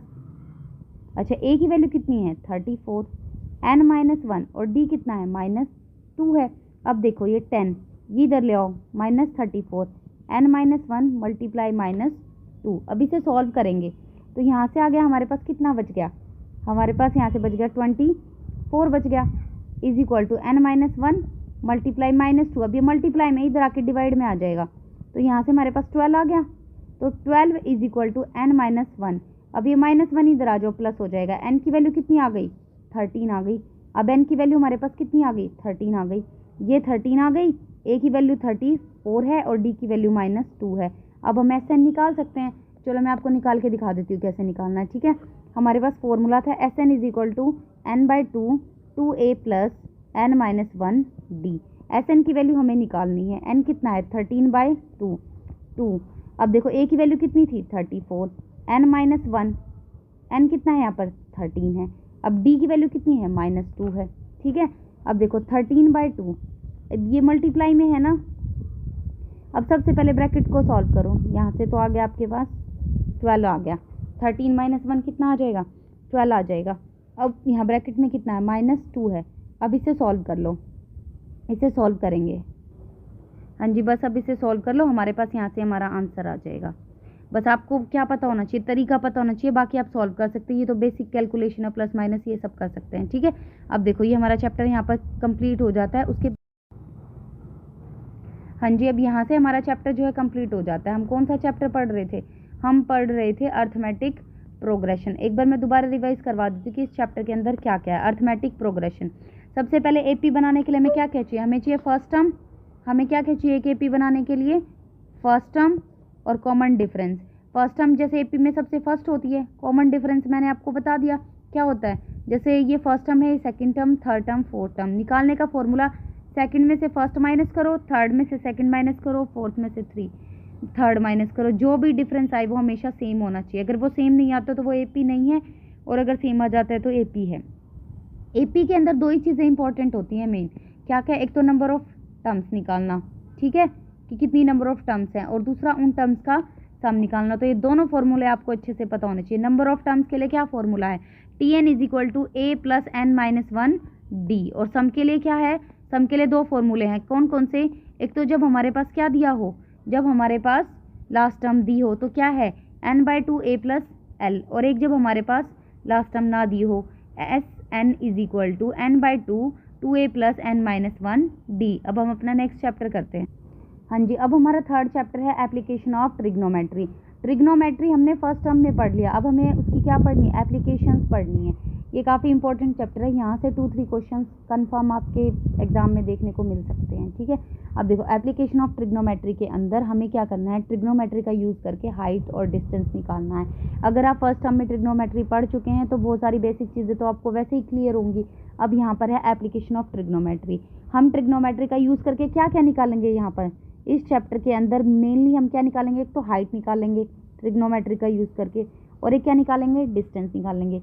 अब देखो हमारे पास ना दो चीज़ें हैं, सबसे पहले एक यहाँ पर जो सबसे ज़्यादा बच्चों को कंफ्यूज करता है वो दो चीज़ें क्या हैं, एक तो नीचे से ऊपर की तरफ देखना और एक ऊपर से नीचे की तरफ देखना। हाँ जी, अब देखो इसमें दो चीज़ें होती हैं, हम दोनों को एक साथ लेंगे तब आपको अच्छे से ज़्यादा क्लियर हो जाएगा। एक हमारा होता है एलिवेशन, ठीक है, और एक हमारा होता है डिप्रेशन। अब देखो इसमें क्या डिफरेंस है यहाँ से, अब देखो इसके अंदर हम क्या करते हैं, नीचे से देखना स्टार्ट करेंगे और कहाँ देखेंगे, ऊपर की तरफ देखेंगे। कहाँ देखेंगे, ऊपर की तरफ देखेंगे। जैसे मान लो ये कोई भी एक बिल्डिंग है या कुछ भी है, ठीक है, अब देखो ये एक बिल्डिंग है तो ये इसका बेस है, यहाँ पर कोई खड़ा है। अब वो देखो उसका हॉरिजॉन्टल लेवल ये होता है, ये उसका क्या है, हॉरिजॉन्टल लेवल है। कुछ बच्चे ये मिस्टेक करते हैं कि उसका हॉरिजॉन्टल लेवल ये ले लेते हैं, ये नहीं है, इसका हॉरिजॉन्टल लेवल यहाँ पर आता है। ठीक है, अब इस यहाँ से ये इस तरफ देखता है ऐसे, ये होती है हमारी लाइन ऑफ साइट। क्या होती है ये, लाइन ऑफ साइट, और ये क्या होता है, हॉरिजॉन्टल लेवल होता है। ठीक है, अब देखो जो एंगल ऑफ एलिवेशन बनता है वो यहाँ पर बनता है। ठीक है, यहाँ पर बनता है एंगल ऑफ एलिवेशन। ठीक है, अब दूसरा पढ़ते हैं हम डिप्रेशन। इसके अंदर क्या होता है, मान लो ये एक बिल्डिंग है और इसके ऊपर कोई बच्चा है। ठीक है, अब यहाँ इसके ऊपर बच्चा है तो उसका हॉरिजॉन्टल लेवल क्या होता है, ये होता है उसका हॉरिजॉन्टल लेवल। यहाँ पर हम हॉरिजॉन्टल लेवल इसे ले लेते हैं, जबकि ऐसा नहीं होता। हॉरिजॉन्टल लेवल कहाँ होता है, हॉरिजॉन्टल लेवल ये ऊपर वाला होता है। ठीक है, ऊपर वाला होता है। अब वो बिल्डिंग के यहाँ नीचे देखता है, ठीक है, वो बिल्डिंग के नीचे देखता है तो वो ऊपर से नीचे की तरफ देखता है। वो कहाँ देखता है, ऊपर से नीचे की तरफ देखता है। तो इसे हम क्या बोलते हैं, इसे बोलते हैं लाइन ऑफ साइट। ठीक है, इसे क्या बोलते हैं, लाइन ऑफ साइट। और यहाँ पर क्या बनेगा हमारा, अब देखो जो हमारा थीटा बनेगा वो यहाँ बनेगा, ये हमारा थीटा बनेगा, इसे हम बोलते हैं एंगल ऑफ डिप्रेशन। ठीक है, अब समझ आ गया ये चीज़ आपको। जब हम नीचे से ऊपर की तरफ देखते हैं तो हमारा हॉरिजॉन्टल लेवल कौन सा होता है और एंगल कहाँ बनता है, और जब हम ऊपर से नीचे की तरफ देखते हैं तो हमारा एंगल कहाँ बनता है और हमारा हॉरिजॉन्टल लेवल क्या होता है। ठीक है, अब इसके बाद यहाँ से जो टेबल है वैल्यूज़ की वो सबसे इंपॉर्टेंट है, सबको अच्छे से याद होनी चाहिए। ठीक है, 30 की वैल्यू होती है, 45 की होती है, 60 की होती है और 90 की होती है। साइन, कॉस और टेंजेंट तीनों जो हमारे थीटा होते हैं उनकी वैल्यू हमें लर्न करनी होती है। देखो मैं बिल्कुल बेसिक से यहाँ आपको नहीं बताऊंगी, क्यों, क्योंकि आप लोग जो है जो इससे प्रीवियस चैप्टर ट्रिग्नोमेट्री का वो पढ़ कर आए हैं, तो आपको वो चीज़ें तो पता ही होंगी कि साइन थीटा होता है, कोस थीटा होता है, टेंजेंट थीटा होता है, ये सब चीज़ें पता होंगी। हाँ जी, चलो मैं एक बार आपको यहाँ से बता देती हूँ, अगर किसी भी बच्चे को क्लियर नहीं होगा तो वो आपको यहाँ से पता लग जाएगा। देखो क्या होता है, राइट एंगल ट्रायंगल सबने पढ़ा है, राइट एंगल ट्रायंगल आप सभी ने पढ़ा होगा। ठीक है, इस टाइप से राइट एंगल ट्रायंगल होता है, ये सबको पता है। ये हमारा क्या है, ये हमारा होता है बेस। ठीक है, ये बेस है। ये आपका क्या होता है, ये होता है परपेंडिकुलर, ये क्या होता है, परपेंडिकुलर। और ये क्या होता है हमारा, ये होता है हाइपोटेन्यूस। ठीक है, और ये होता है परपेंडिकुलर और ये होता है बेस। ठीक है, और यहाँ पर थीटा हमारे जो बने होते हैं इधर एंगल, ये 90 डिग्री का होता है। ठीक है, अब देखो ये हमारा क्या होता है, बेस, ये हाइपोटेनस और ये हमारा परपेंडिकुलर। ठीक है, ये परपेंडिकुलर होता है, ये हाइपोटेनस होता है और ये हमारा बेस होता है। अब देखो एक चीज़ आप सबको पता होनी चाहिए, हमें याद रखना है, पंडित, बद्री, प्रसाद, हर हर बोले, ये सब पढ़ के आए हो। जो प्रीवियस चैप्टर ट्रिग्नोमेट्री करके आए हो अच्छे से आता होगा, क्योंकि ये चैप्टर हमारा एप्लीकेशन ऑफ ट्रिग्नोमेट्री है। फिर भी मैं ये चीज़ें आपको बता रही हूँ ताकि किसी को कोई कन्फ्यूज़न हो तो यहाँ से क्लियर हो जाए, ठीक है। कोई भी कन्फ्यूज़न हो आपको तो वो यहाँ से क्लियर हो जाए। ये हमारा फर्स्ट p/h ये क्या बनता है, ये हमारा साइन थीटा। b/h ये हमारा क्या बनता है, कोस थीटा। और p/b ये हमारा क्या बनता है, टेंजेंट थीटा। अब सबको पता होना चाहिए, देखो sine theta, cos theta, tan theta, ये तीन तो मोस्ट इम्पॉर्टेंट। उसके बाद यहाँ पर इसके साइड में मैं लिख रही हूँ कोसिकेंट ताकि आपको याद करने में ईजी रहे। और ये मैं लिख रही हूँ सीकेंट और ये मैं लिख रही हूँ कोट थीटा, ठीक है। तो अब देखो यहाँ से एक चीज़ और आपको याद रखनी है, जो साइन थीटा होता है वो हमारा 1 कोसिकेंट थीटा होता है। ऐसे ही जो कोस थीटा होता है वो 1 सीकेंट थीटा होता है।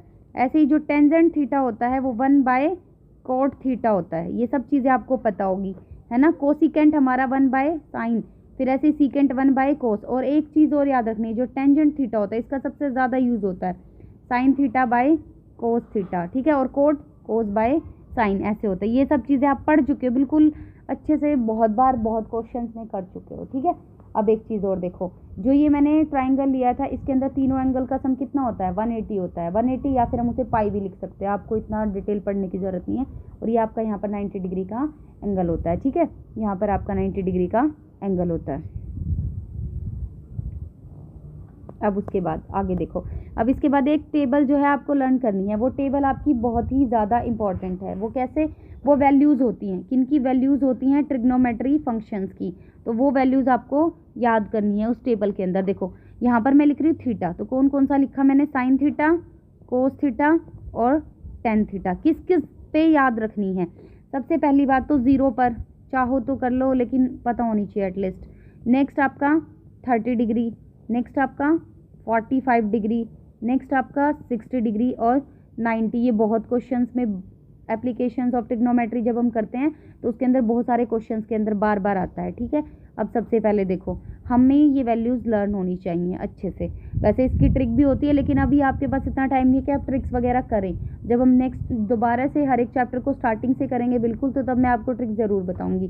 0, 1 और 0, ठीक है। ये होता है, ये आपको याद रखना है, ठीक है।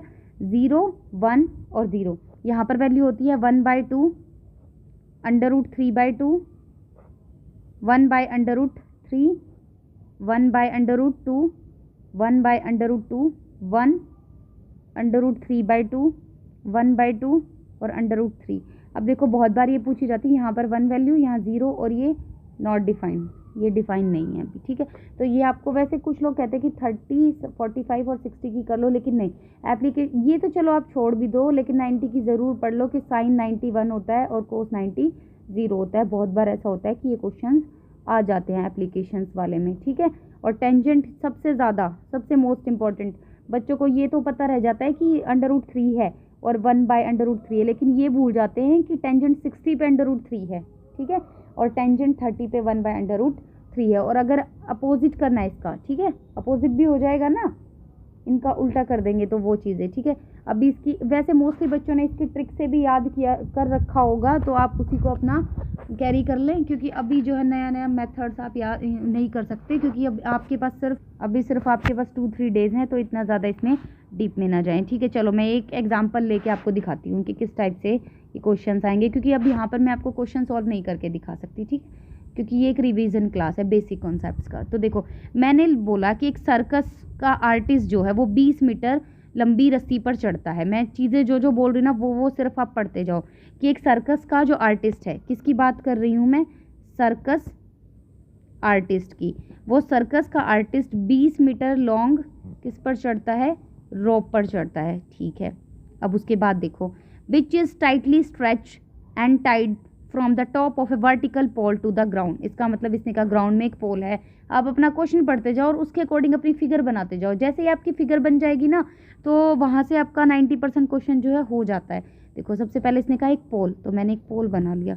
इसने कहा ग्राउंड में है पोल, तो इसका मतलब ये ग्राउंड है, और ये ग्राउंड में पोल जो है अच्छे से इसने कहा है कि प्रॉपर इसके अंदर लगा हुआ है, ठीक है। अब इसने कहा कि जो सर्कस का आर्टिस्ट है वो एक 20 मीटर लंबी रस्सी पर चढ़ रहा है, जो पूरी तरह से टाइटली टॉप पर बंधी हुई है, top of a vertical pole. ये वर्टिकल पोल बना दिया मैंने, ये क्या है, पोल है, वर्टिकल पोल। अब इसने कहा इसके टॉप से एक रस्सी बंधी हुई है और जो कि नीचे ग्राउंड में, तो इसका मतलब देखो रस्सी यहाँ से और ऐसे बंधी हुई है, ठीक है, ग्राउंड में। ये मेरी क्या बन गई, ये मेरी बन गई रोप। कितनी, 120, कितनी दी हुई है, 20 मीटर। तो ये मैंने लिख दिया 20 मीटर। कितनी दी हुई है, 20 मीटर। 20 मीटर की रोप बंधी हुई है, ठीक है। इतना समझ आ गया। मैंने इसके नाम दे दिए ABC, आप कुछ भी दे सकते हो, PQR, कोई दिक्कत नहीं है। यहाँ से वो आर्टिस्ट जो है चढ़ रहा है, ठीक है। अब इसने कहा कि फाइंड द हाइट ऑफ ए पोल। इसकी क्या निकालनी है, हमें हाइट निकालनी है। हाइट ऑफ अ पोल हमें निकालनी है। इसने कहा if the angle made by the rope का एंगल विद ग्राउंड के साथ कितना है, 30 डिग्री है। अब देखो, जब भी इस टाइप के क्वेश्चन आपके एग्जाम में आ जाए ना, इस टाइप में जब भी आपके क्वेश्चंस आए एग्जाम में, तो सबसे पहले आपके पास ना जो चीज़ें इस फिगर को बनाने के बाद नीचे से स्टार्ट कर देना लिखना कि हमारे पास गिवन क्या क्या है, वो चीज़ें ज़रूर लिखना। इससे क्वेश्चन आपका थोड़ा इंप्रेसिव लगेगा, ठीक है। गिवन क्या क्या है, जैसे मैंने लिखा कि AC ये क्या है, हमारा पोल है, ठीक है। इसकी हमें क्या फाइंड आउट करनी है, हाइट ना, तो सामने इसके लिख दो AC हमारा क्या है, एक पोल है और पोल की हाइट h है, ठीक है। और फिर ये सब चीज़ें लिख दो कि CB जो है रोप है वो इतने मीटर लंबी है, सब चीज़ें लिख दो यहाँ से, ठीक है। और फिर उसके बाद फाइंड आउट क्या करना है वो भी लिख दो। फाइंड आउट करो, हाइट ऑफ द पोल, ये भी लिख दो कि हमें पोल की हाइट निकालनी, ये चीज़ें भी यहाँ से लिख दो। अब जब हम इसे सॉल्व करेंगे, देखो मैं ये एक आपको सॉल्व करके दिखाती हूँ। ये मैंने हाइट मान ली h, ये मुझे निकालनी है, ठीक है। तो ये मुझे निकालनी है हाइट। अब ध्यान से देखो, ये आपका क्या होता है, बेस होता है, और ये आपका क्या होता है, हाइपोटेनस होता है, और ये आपका क्या होता है, परपेंडिकुलर होता है, ठीक है। तो मुझे परपेंडिकुलर तो चाहिए ही चाहिए, है ना। परपेंडिकुलर तो क्या है, मुझे चाहिए ही चाहिए।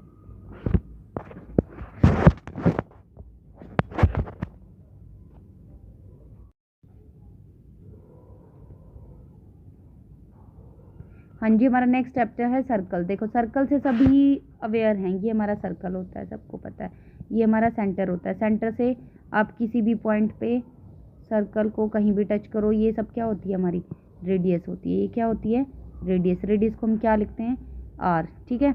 अब सबको पता है एक डायमीटर होता है, डायमीटर ट्वाइस ऑफ रेडियस का ट्वाइस होता है, ठीक है। ये सब चीज़ें बेसिक चीज़ें जो बताने की नहीं है। सर्कल के अंदर जो मेन है वो है सर्कल और टेंजेंट्स का रिलेशन। क्या है मेन, हमारा जो पढ़ने लायक चीज़ें हैं अभी के 10th के हिसाब से, तो वो है सर्कल एंड टेंजेंट, इन दोनों का आपस में रिलेशन क्या है। सबसे पहली बात हमें पता होना चाहिए कि टेंजेंट और सीकेंट ये क्या होता है। हमें पता होना चाहिए कि टेंजेंट और सीकेंट क्या होते हैं। अब देखो ये है मेरा सर्कल, ये सर्कल है, ठीक है, ये सेंटर है। अब देखो टेंजेंट और सीकेंट में सिर्फ इतना सा फर्क है, टेंजेंट जो है वो सर्कल को एक पॉइंट पर टच करता है, और जो सीकेंट है वो हमारा 2 पॉइंट्स पर टच करता है। जैसे मैंने एक ऐसे लाइन बनाई, तो ये देखो सिर्फ यहाँ कट कर रहा है ना, तो ये क्या है हमारा, ये हमारा पॉइंट ऑफ कॉन्टैक्ट है। ये क्या है, पॉइंट ऑफ कॉन्टैक्ट है। इसको हम क्या बोलते हैं, इसको बोलते हैं टेंजेंट। क्या बोलते हैं इसको, टेंजेंट बोलते हैं। अगर मैं बात करी हूँ, ऐसे मैंने कुछ भी बनाया, तो अब देखो ये एक यहाँ पर A, यहाँ पर B, तो देखो इसके अंदर 2 पॉइंट ऑफ कॉन्टैक्ट है, 2 पॉइंट्स पर ये काट रहा है, तो ये क्या है, ये हमारा क्या है, ये सीकेंट है। सबको रेडियस पता है, ठीक है, हमारा डायमीटर पता है, सब कुछ, ये सब चीज़ें जो है बेसिक है, ठीक है। अब देखो ये हो गया। जो टेंजेंट है वो कितने पॉइंट पर टच करता है, वो 1 पॉइंट ऑफ कॉन्टैक्ट पर टच करता है, और जो सीकेंट है हमारा वो 2 पॉइंट ऑफ कॉन्टैक्ट होते हैं। अब इस चैप्टर के अंदर हमारे पास 2 जो है थ्योरम है जो मोस्ट इंपॉर्टेंट है, उन्हीं के बेसिस पर हमारे क्वेश्चंस मोस्टली बनते हैं। तो वो दोनों मैं आपको बताती हूँ कि उन थ्योरम्स के अंदर है क्या, जो आपको पता होना चाहिए। हाँ जी, सबसे फर्स्ट जो है थ्योरम वो क्या है, फर्स्ट थ्योरम है आपकी radius is perpendicular to tangent. Radius जो है वो परपेंडिकुलर होती है टेंजेंट के ऊपर, ठीक है। अब देखो अभी मैंने आपको एक चीज़ बताई कि ये सर्कल है, सर्कल के अंदर ये हमारा सेंटर है। अब देखो जो ऐसे मैंने कोई भी लिया, तो ये मेरा क्या है, ये टेंजेंट है। ये क्या है, टेंजेंट है, क्योंकि इसका पॉइंट ऑफ कॉन्टैक्ट कितना है, 1 है। अगर 2 होता तो क्या हो जाता, सीकेंट हो जाता। अब ये क्या है, सेंटर से मैं यहाँ रेडियस ऐसे ड्रॉ करती हूँ, तो वो इसके ऊपर ये परपेंडिकुलर है, 90 डिग्री जो है बनाती है। ये क्या है, मेरी रेडियस है, ठीक है, ये क्या है, रेडियस है। तो फर्स्ट थ्योरम क्या है आपको पता होना चाहिए, जो रेडियस है वो परपेंडिकुलर होती है टेंजेंट के ऊपर। मैं यहाँ आपको प्रूफ करके नहीं दिखा रही हूँ, क्योंकि सिर्फ आपको थ्योरम पता होना चाहिए कि क्वेश्चन में आप सीधा अप्लाई कर पाओ, ठीक है। जो रेडियस है वो हमारी परपेंडिकुलर है किसके ऊपर, टेंजेंट के ऊपर। ये टेंजेंट है। टेंजेंट कितना क्या होता है, जो हमारे सर्कल को एक पॉइंट ऑफ कांटेक्ट पे वन पॉइंट ऑफ कांटेक्ट पे टच करता है। अब देखो इस पे क्वेश्चन कैसे आएंगे, मैंने एक ऐसे ही रफली क्वेश्चन लिया है। मैंने बोला कि a tangent P Q at a point P of a circle of radius 5 centimetre meets a line through the centre O at a point Q so that OQ is equal to 12 centimetre length PQ is। देखो अब आपको कुछ समझ नहीं आएगा, मैं दोबारा बता देती हूँ, काफ़ी फास्टली मैंने क्वेश्चन बोल दिया है। अब देखो मैं यहाँ फिगर बना देती हूँ क्वेश्चंस के अकॉर्डिंग। अभी मैं आपको यहाँ क्वेश्चन लिख के नहीं बता सकती, काफ़ी बड़ा है, तो सिर्फ आप इतना देख लें। ये मैंने वैसे एक समझाने के लिए क्वेश्चन लिया है आपके लिए कि इस थ्योरम का यूज़ कहाँ और कैसे होगा। मैंने कहा कि एक सर्कल है, वो तो आप क्वेश्चन को पढ़ के पता कर सकते हो कि एक सर्कल है, मैंने बना दिया एक सर्कल है, उसका सेंटर है O। इसने जैसे बोला मैंने वैसे ही किया कि विद द सेंटर O, ठीक है। इसने कहा कि 5 सेंटीमीटर टेंजेंट पी क्यू, पहले सबसे पहले बोला टेंजेंट पी क्यू, तो मैंने एक टेंजेंट बना लिया, टेंजेंट पी क्यू। ज़रूरी नहीं है कि यहाँ से ही बनाओ, आप कैसे भी बना सकते हो, ठीक है। Tangent P Q.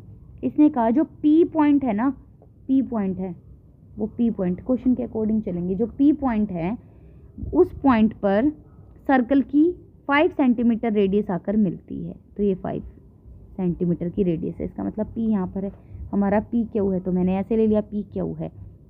अब इसने कहा 5 centimetre radius meet a line through the centre, centre से मिल गई, ठीक है। अब इसने कहा कि ओ से क्यू जो है वो हमारा 12 सेंटीमीटर है, 12 सेंटीमीटर है, ठीक है। अब इसने कहा लेंथ निकालो पी क्यू की, तो बिल्कुल सिंपल है ना, पाइथागोरस थ्योरम सभी को पता है, पाइथागोरस थ्योरम।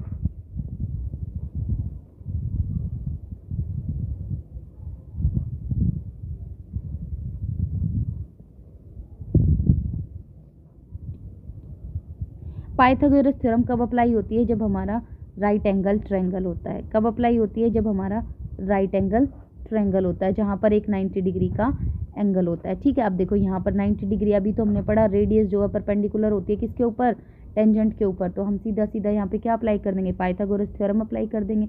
वो क्या होती है, hypotenuse square is equal to perpendicular square plus base square. Hypotenuse का स्क्वायर कितना हो जाएगा यहाँ पर, 12 का स्क्वायर इज इक्वल टू, अब देखो यहाँ पर परपेंडिकुलर कितना है, 5 है, 5 का स्क्वायर, बेस हमें निकालना है, तो 12 का स्क्वायर किया तो कितना आ गया 144, यहाँ से कितना आ गया 25 बी, ठीक है। अब ये देखो ये प्लस है तो इधर आगे क्या हो जाएगा, माइनस हो जाएगा, माइनस हो गया, आपके पास कितना मिल गया 119 सेंटीमीटर, और यहाँ पर बी का स्क्वायर, ये स्क्वायर इधर से जाएगा तो अंडर रूट में आ जाएगा सेंटीमीटर बी, ये हमारे पास आ गई बी की वैल्यू। इतना समझ आ गया आपको। अब उसके बाद बात करते हैं नेक्स्ट थ्योरम की, कि हमारे नेक्स्ट थ्योरम कैसे, ऐसे ही आप ना और क्वेश्चंस भी कर सकते हो जो भी आपके दिए होंगे। अब हम नेक्स्ट थ्योरम की बात करते हैं। नेक्स्ट थ्योरम के अंदर हम अब हमारी देखो नेक्स्ट थ्योरम क्या है। अब देखो सर्कल के एक पॉइंट से सिर्फ एक ही टेंजेंट निकाल सकते हैं, ये चीज़ भी याद रखनी है कि सर्कल के सिर्फ एक पॉइंट से एक ही टेंजेंट निकाल सकते हैं, दो दो तीन तीन टेंजेंट्स हम नहीं निकाल सकते। अब देखो नेक्स्ट जो थ्योरम है वो क्या है, अगर सर्कल के बाहर किसी भी पॉइंट से 2 टेंजेंट निकालते हैं तो दोनों टेंजेंट्स की लेंथ जो है हमेशा इक्वल होती है। वो कैसे, अब देखो ये थ्योरम है हमारी, इसको मैं आपको बना के दिखाती हूँ। ये मेरा एक सर्कल है, इसके अंदर ये क्या है, सेंटर है ओ। अब इसने कहा अगर सर्कल के बाहर कोई भी पॉइंट, मैंने सर्कल के बाहर ले लिया पी, इस पॉइंट से मैं 2 टेंजेंट निकालती हूँ, कोई भी 2 टेंजेंट, ठीक है। सर्कल के बाहर किसी भी पॉइंट से 2 टेंजेंट, तो मैंने एक ये टेंजेंट बना दिया, ठीक है, हो गया। मैंने इसको क्यू ले लिया, जहाँ ये पॉइंट ऑफ कांटेक्ट है इसका वहाँ पर क्यू ले लिया। अब इसे दूसरी तरफ यहाँ पे ले लिया, इसको मैंने आर ले लिया। इसने कहा कि ये मेरा टेंजेंट 1 है, ये मेरा टेंजेंट 2 है, ठीक है। ये टेंजेंट 1 है, ये टेंजेंट 2 है, तो दोनों टेंजेंट्स जो हैं वो मैंने कहाँ से बनाए हैं, वो मैंने पी से बनाए हैं। अब देखो इसको मैंने इससे मिला लिया, यहाँ इससे मिला सकते हैं ऐसे, ठीक है। और अब इसने कहा यहाँ पर जो है, यहाँ भी थीटा है और यहाँ भी थीटा है। अब देखो इसने कहा कि जो दोनों टेंजेंट्स मैंने बनाए हैं ना, इन दोनों टेंजेंट्स की जो लेंथ है वो सेम है। तो यहाँ से क्या पता लगा, जो लेंथ ऑफ टेंजेंट्स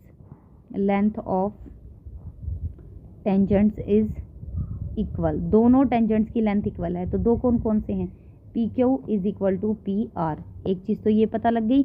और जो पी ओ है, पी से जो ओ है हमारा, वो किसकी तरह एक्ट कर रहा है, वो किसकी तरह एक्ट कर रहा है, act as a angle bisector, वो एंगल को बाइसेक्ट कर रहा है। तो यहाँ पर देखो दो एंगल्स बन रहे हैं। कौन कौन से एंगल्स बन रहे हैं, एक तो एंगल बन रहा है मेरा, एक एंगल बन रहा है क्यू पी और ओ। एक कौन सा बन रहा है, क्यू पी और ओ, ठीक है, वो इक्वल है किसके, आर पी और ओ के, आर पी और ओ, ठीक है। जो पी ओ है वो हमारा एंगल बाइसेक्ट की तरह रिएक्ट कर रहा है। इसका भी एक क्वेश्चन मैं आपको करके दिखा देती हूँ ताकि थोड़ा सा आपको क्लियर हो जाए कि किस टाइप से क्वेश्चन आपसे पूछा जा सकता है। देखो इफ टी, अब सबसे पहले इसने कहा कि दो टेंजेंट्स है एक सर्कल के, सर्कल जो है सेंटर ओ, तो सबसे पहले मैंने सर्कल बनाया सेंटर ओ के साथ। इसने कहा कि एक पॉइंट है टी, तो मैंने एक पॉइंट टी ले लिया। टी से दो टेंजेंट है, एक टी पी और दूसरा मैंने लिया टी क्यू, दूसरा क्या लिया, टी क्यू। ये दो टेंजेंट्स है हमारे, ठीक है, with the centre O centre के साथ, ठीक है।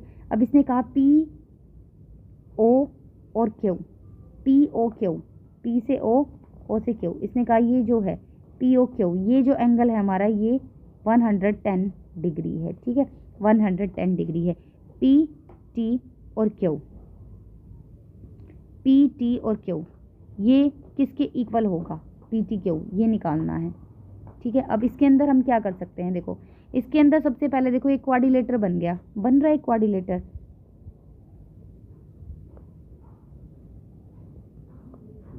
ये क्या बन गया, क्वाड्रिलेटर बन गया, क्या, टी पी ओ और Q, T P O Q बन रहा है ना, ये ऐसे कुछ भी ले लो, टी क्यू ओ पी, मैंने ऐसे लिख दिया, ठीक है। अब देखो चार एंगल बन रहे हैं इसके अंदर, मैंने इसको ले लिया एक्स, ठीक है, एक्स प्लस, अब हमें तो पता है ये कैसा होता है, अभी तो पढ़ा था 90 डिग्री होता है, और ये भी 90 डिग्री होता है ना, ये भी 90। अभी जो पीछे थ्योरम पढ़ के आए उसमें यही तो पढ़ के आए हैं कि सर्कल के सेंटर से अगर मैं टेंजेंट पे कोई रेडियस ड्रॉ करती हूँ तो वो कितनी होती है, 90 डिग्री होती है ना, वो परपेंडिकुलर होती है ना, परपेंडिकुलर मतलब 90 डिग्री का एंगल, तो ये भी 90 आ गया, ये भी 90 आ गया, तो x प्लस 90 प्लस 110 प्लस 90 कितने के इक्वल हो जाएगा, 360 के। इन सबको ऐड कर दो तो कितना आ जाएगा, 290 plus x is equal to 360। अब x की वैल्यू कितनी आ जाएगी, 360 माइनस 290, तो यहाँ से x की वैल्यू कितनी बच गई आपके पास, यहाँ से बच गई आपकी 70 डिग्री, समझ आ गया। तो x की वैल्यू 70 आ गई, तो हमें निकालना क्या था, ये तो निकालना था पी टी क्यू, तो पी टी क्यू कितना आ गया, एंगल पी टी क्यू कितना आ गया, ये आ गया आपका 70 डिग्री। बस ठीक है, मुझे लगता है कि इस चैप्टर से इतना आपके लिए इनफ है बेसिक चीज़ें। अब नेक्स्ट जो चैप्टर आता है वो आता है आपका कंस्ट्रक्शन। हाँ जी, नेक्स्ट चैप्टर है आपका कंस्ट्रक्शन। कंस्ट्रक्शन के अंदर क्या होता है, इसके अंदर होता है कि जो हमारे पास लाइन गिवन होती है, ठीक है, इसके अंदर जो लाइंस हैं उनको क्या करो, कट करो और टेंजेंट्स बनाओ, और उनके क्या बनाओ, टेंजेंट्स बनाओ। वैसे तो इस चैप्टर के अंदर है यही हमारे पास, जो हमारे पास लाइन गिवन होती है उसको किस में डिवाइड कर दो, रेशो में डिवाइड कर दो, ठीक है, रेशो में डिवाइड कर दो। और जो सर्कल्स हैं उनके क्या बनाओ, उनके टेंजेंट्स बनाओ। इसके अंदर यही है, इस चैप्टर के अंदर, इसके अंदर यही है, ठीक है। हाँ जी, देखो इस चैप्टर में मतलब ऐसे समझा पाना काफ़ी टफ है, इसके अंदर कुछ है नहीं ऐसा जो मैं आपको समझाऊं। देखो बेसिकली इस चैप्टर के अंदर दो चीज़ें करेंगे हम, एक लाइन कट करेंगे और दूसरा टेंजेंट्स ड्रॉ करेंगे। अब लाइन को किस तरीके से कट करेंगे, रेशो को डिवाइड करेंगे, और दूसरा सर्कल्स को टेंजेंट्स में कट करेंगे। देखो मैं आपको एक बेसिक वैसे समझा देती हूँ, थोड़ा सभी को ही आता होगा, इसके अंदर कोई ऐसी ज़्यादा टफ चीज़ें नहीं है। देखो कोई भी मान लो, मैंने बोल दिया कोई भी एक लाइन है 7.6 सेंटीमीटर की, ठीक है, उसको डिवाइड कर दो, उसको डिवाइड करो किस में, 2:3 में डिवाइड करो। मैंने यही तो बताया कि जो लाइन है उनको रेशो में डिवाइड करना होता है। तो देखो सबसे पहले क्या करना है, कुछ स्टेप्स हैं इनके और उनकी कंस्ट्रक्शंस फिर लिखना, क्योंकि उसी के मार्क्स मिलते हैं, ठीक है, वो सभी को आती होगी, एक रिवीजन बता रही हूँ बस मैं आपको। अब देखो सबसे पहले मैंने एक लाइन ली ए बी, वो 7.6 सेंटीमीटर की मैंने एक लाइन ले ली, ठीक है। अब उसके बाद इस लाइन के ऊपर एक्यूट एंगल समझते हो, 90 डिग्री से कम, कैसा एंगल, एक्यूट एंगल, कैसा एंगल की बात कर रही हूँ मैं, एक्यूट एंगल, जो कि 90 से क्या हो, 90 डिग्री से कम हो। तो एक एक्यूट एंगल 90 डिग्री से कम, एक मैंने लाइन क्या कर ली, यहाँ पर ड्रॉ कर ली। ये थोड़ा ठीक से नहीं बन पा रहा क्योंकि ये हम वैसे ही बना रहे हैं ना, तो इसलिए, ठीक है। एक यहाँ से लाइन ड्रॉ कर लो एक्यूट एंगल से, एक्यूट एंगल पे एक और लाइन बना दो। बना दी मैंने। जो अब देखो किस में डिवाइड करना है, 2:3 में। तो इस एक्यूट एंगल वाली लाइन को 2:3, तो 2 + 3 कितना हो जाएगा 5। तो 5 इक्वल पार्ट्स में क्या कर दो, कंपास से इस इक्वल पार्ट्स में इसे डिवाइड कर दो। 1 2 3 4 और 5 ये कर दिया मैंने। इनके नाम डाल दो, A1 A2 A3 A4 और A5। ये सभी बातें जो जो चीज़ें हम कर रहे हैं ना, इसे कंस्ट्रक्शंस में ज़रूर लिखो, उसी के ही आपको मार्क्स मिलेंगे। अब देखो सबसे पहले जो लास्ट वाले A5 को जो है B से कनेक्ट कर दो। कर दिया। ये इसकी शेप पर मत जाना, यहाँ पर सही नहीं बन रही है। जब आप कंपास वगैरह से करेंगे ना, स्केल वगैरह का यूज़ करके, तो बिल्कुल प्रॉपर बनेगा। ठीक है। अब देखो ये 2:3 में करनी है ना, तो जो 2 है हमारा, इस 2 से एक लाइन बनाओ। 2 से एक लाइन बनाओ जो A5, जो ये वाली जो मेरी लाइन है ना A5 से B पर, इसके पैरेलल बने। ये अभी देखो ये ठीक नहीं बन रहा, अदरवाइज़ ये थोड़ा ऐसे आगे होता तो ये ठीक बन जाता है। यहाँ से ये ना मैं वैसे बना रही हूँ तो ये ठीक नहीं बन रहा। जब आप पेंसिल वगैरह स्केल कंपास का यूज़ करके बनाओगे ना, तो आपका एकदम एक्यूरेट बनेगा। उसके लिए आप टेंशन ना लेना। देखो A2 से जो आप एक लाइन करेंगे ड्रॉ, क्योंकि ये 2:3 है, तो देखो वो इस तरीके से ड्रॉ करनी है कि वो A5 से B पर जाने वाली लाइन के क्या हो, पैरेलल हो। ये जहाँ पे भी कट करेगी उसका नाम दे दो M। मैंने उसका नाम दे दिया M पे कट कर दो इसे। ठीक है। M पे कट करेगी, जहाँ भी कट करेगी उसका नाम दे दिया मैंने M। ठीक है। ये दोनों लाइन पैरेलल होगी। अब देखो ये 1 2, ये 2 रेशो, यहाँ 1 2 3, तो ये 2:3 में कन्वर्ट हो गया। ठीक है। 2:3 में डिवाइड हो गया। अब नेक्स्ट जो है वो क्या है हमारा, टेंजेंट्स ड्रॉ करने होते हैं सर्कल से। हाँ जी। अब जो नेक्स्ट है मेरा वो क्या है, ड्रॉ टेंजेंट्स टू सर्कल। देखो ये क्वेश्चंस ऐसे हैं कि मैं इसे सिर्फ आपको यहाँ थोड़ा सा समझा सकती हूँ, बाकी जो आप बनाओगे कॉपी पे या अपने एग्ज़ाम में, तो आप पेंसिल कंपास का चीज़ों का यूज़ करोगे तो तब ही आपके एक्यूरेट बन पाएंगे। देखो इस बात को समझाने के लिए मैं क्या करती हूँ, एक एग्जांपल ले लेती हूँ यहाँ पे, ड्रॉ टेंजेंट्स टू सर्कल। ठीक है। वैसे आपको समझ नहीं आएगा अगर मैंने वैसे बताने की कोशिश की तो। अब देखो मैंने कहा कि from A point 10 centimetre away, ये क्वेश्चन में दिया हुआ है कि एक 5 सेंटीमीटर रेडियस का सर्कल है। ठीक है। मैंने 5 सेंटीमीटर रेडियस का सर्कल बना लिया। ये एक सर्कल बनाया है जिसकी रेडियस कितनी है, 5 सेंटीमीटर है। अब इसने कहा है कि इस 5 सेंटीमीटर रेडियस के सर्कल में इस जो ये हमारा सेंटर है ना, इससे 10 सेंटीमीटर दूर कोई पॉइंट बनाओ। तो देखो 5 तो यही, 5 और बाहर बना लिया। मान लो ये पॉइंट आ गया यहाँ। ठीक है। इसको मैंने P नाम दे दिया। तो 5 ये टोटल ये कितना हो गया, 10 सेंटीमीटर हो गया। ठीक है। 10 सेंटीमीटर हो गया। अब ये क्या कह रहा है कि इसको इस पे कंस्ट्रक्ट करके दिखाओ पेयर ऑफ टेंजेंट। ये इतना चीज़ें दे रखी हैं, अब इसके ऊपर पेयर ऑफ टेंजेंट्स जो मुझे कंस्ट्रक्ट करके दिखाना है। अब सबसे पहले देखो जो OP लाइन है हमारी, OP है। ठीक है। क्या है ये हमारी OP, इसको क्या कर लो, बाइसेक्ट कर लो कंपास का यूज़ करके। बाइसेक्ट करना आता होगा ना, दो हम इसको बाइसेक्ट कर देते। कैसे, देखो यहाँ रख के हाफ ऊपर लगाते हैं, ऐसे इधर से लगाते हैं फिर, और इसको डॉटेड लाइन से टच कर देते हैं। ये बाइसेक्ट करना होता है। ठीक है। जिस पॉइंट पे बाइसेक्ट करता है मैंने उसका नाम दे दिया M कोई भी। अब जिस M को मैंने सेंटर माना और M से वो रेडियस हो गई, और यहाँ क्या ड्रॉ कर दिया, एक नया सर्कल ड्रॉ कर दिया। इतना आपको समझ आया। इसमें क्या किया है मैंने, देखो सबसे पहले 5 सेंटीमीटर का सर्कल था, 10 सेंटीमीटर दूर उससे कोई सेंटर से 10 सेंटीमीटर दूर जो है एक पॉइंट लिया P, और फिर O से P को बाइसेक्ट कर दिया और इसको एक नया सर्कल बना लिया। जब मैंने जो नया सर्कल बनाया है वो इस पुराने सर्कल पर कहीं 2 पॉइंट्स पे टच हो रहा है, 2 पॉइंट पे टच हो रहा है। उनके नाम दे दो, Q और P। मैंने उनके नाम दे दिए Q और P। और अब इसको यहाँ से इससे बना दो और इसको यहाँ से इससे बना दो। समझ आ गया। देखो एक बार दोबारा बता देती हूँ, नहीं भी समझ आया तो। पहले मैंने एक सर्कल लिया 5 सेंटीमीटर का, सेंटर से 10 सेंटीमीटर दूर एक लाइन ली, ये OP हो गया। अब इस OP का क्या कर दिया मैंने, इसका कर लिया बाइसेक्ट मुझे लगता है सभी को करना आता होगा। बाइसेक्ट करने के बाद इसे एक नया सर्कल ड्रॉ कर दिया। अब जिस पॉइंट पे ये इसे काट रहा है, ठीक है, जिस पॉइंट पे काट रहा है, किस पे, Q पे और R पे काट रहा है, तो इसको इससे मिला दो और इसको इससे। ये मेरे PQ और PR दो ये क्या ड्रॉ हो गए, ये मेरे 2 टेंजेंट्स ड्रॉ हो गए हैं। ठीक है। जब आप प्रॉपर इसे करेंगे ना, ड्रॉ करेंगे कंपास वगैरह स्केल की हेल्प से, तो आपका प्रॉपर जो है ये बनेगा। ठीक है। कोई भी आपको प्रॉब्लम नहीं आएगी, बिल्कुल अच्छे से बनेगा। अब नेक्स्ट चैप्टर है मेरा सरफेस एरिया एंड वॉल्यूम। क्या है मेरा next chapter, surface area and volume. इसके अंदर बहुत सारे फॉर्मूलाज हैं जो आपको लर्न करने हैं। अगर आपको फॉर्मूला आता है तो आप क्वेश्चन जो है फटाफट कर सकते हैं। ऐसा कुछ भी नहीं है कि आप क्वेश्चन नहीं कर पाएंगे, तुरंत आप क्वेश्चन कर देंगे।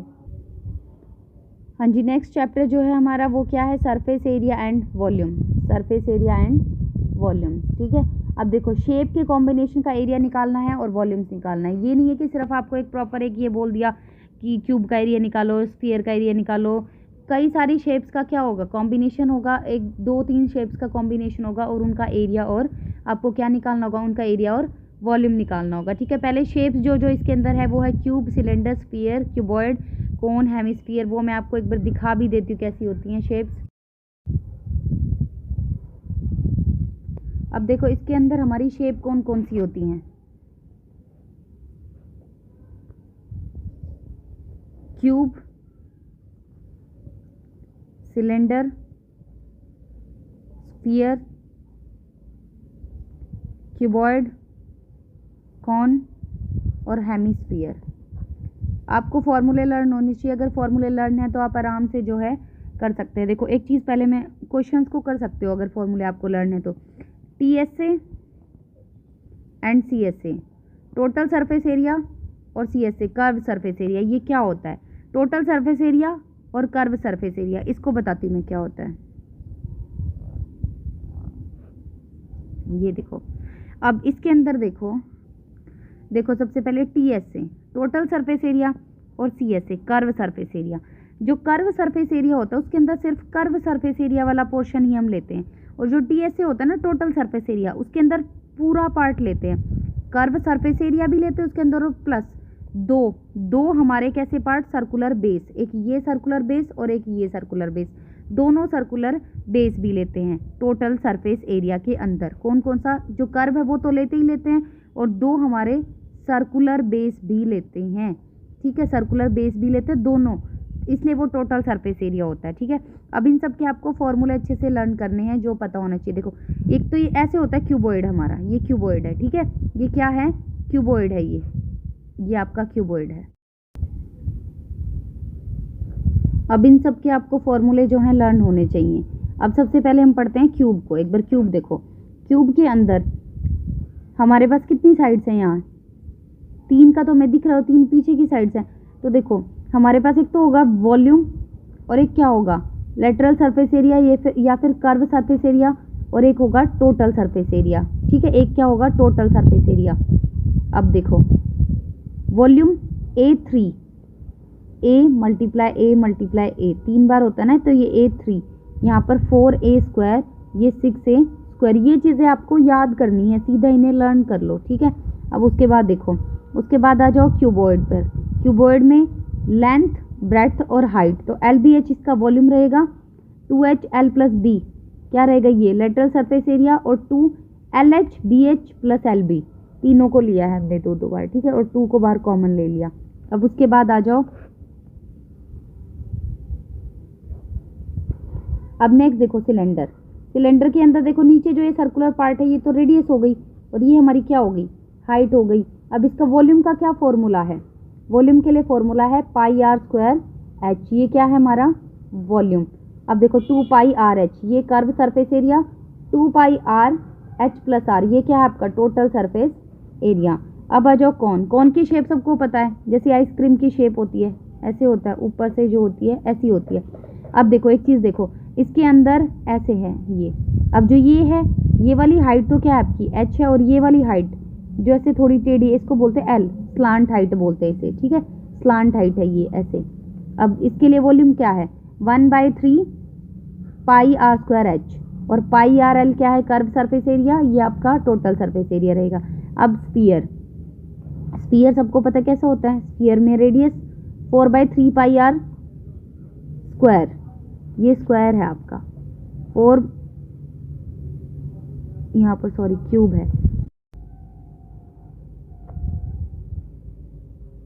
स्फीयर के लिए वॉल्यूम का फॉर्मूला क्या होता है, 4/3 πr³, 4πr², ये आपका क्या होता है, कर्व सरफेस एरिया, 4πr², ये होता है आपका टोटल सरफेस एरिया। अब ऐसे ही हेमिस्फीयर क्या होता है, हाफ जो है हमारा वो हेमिस्फीयर होता है, ठीक है। इसके अंदर ये फॉर्मूला आपके पास दिया हुआ है, ये आपको लर्न करने हैं सब। ये टेबल जो है वो अच्छे से लर्न कर लें, उसी से आप क्वेश्चंस को आराम से कर पाएंगे।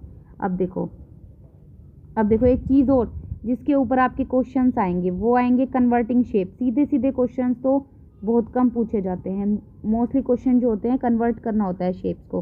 कैसे? देखो, जब किसी भी शेप को हम चेंज करते हैं दूसरी शेप में, हम कैसे, या तो उसे मेल्ट करते हैं, क्वेश्चंस में दिया होता है मेल्ट करके, या फिर मोल्ड करते हैं उसे, ठीक है, मेल्ट करके या मोल्ड करके दूसरी शेप में करते हैं।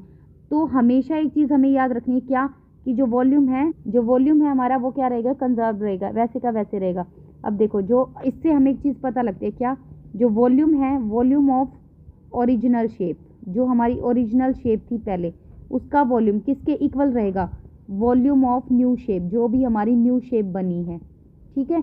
कोई भी, जैसे कोई भी हमारे पास, सपोज करो हमारे पास कोई भी कोन था, ठीक है, ये कोन था, इसको मैंने पिघलाकर क्या बना दिया है, इसको मैंने स्फीयर बना दिया, ठीक है, स्फीयर की शेप में बना दिया, रीशेप कर दिया, तो इनका वॉल्यूम जो है वो सेम रहेगा। देखो, एक क्वेश्चन लेते हैं ऐसे ही, ठीक है, एक क्वेश्चन ले लेते हैं। मैंने कहा एक कोन है, एक कोन बना लिया मैंने, इसमें कहा गया जिसकी हाइट कितनी है, 24 सेंटीमीटर, ठीक है, 24 सेंटीमीटर इसकी जो है मैंने हाइट ले ली, ठीक है। अब इसने कहा कि इसकी जो रेडियस है बेस की वो कितनी है, 6 सेंटीमीटर, तो ये 6 सेंटीमीटर की रेडियस ले ली। अब इस शेप को ना रीशेप किया गया है, इसको रीशेप कर दिया, कैसे भी मोल्ड किया है, जो भी किया, और किस फॉर्म में, स्फीयर की फॉर्म में, ठीक है।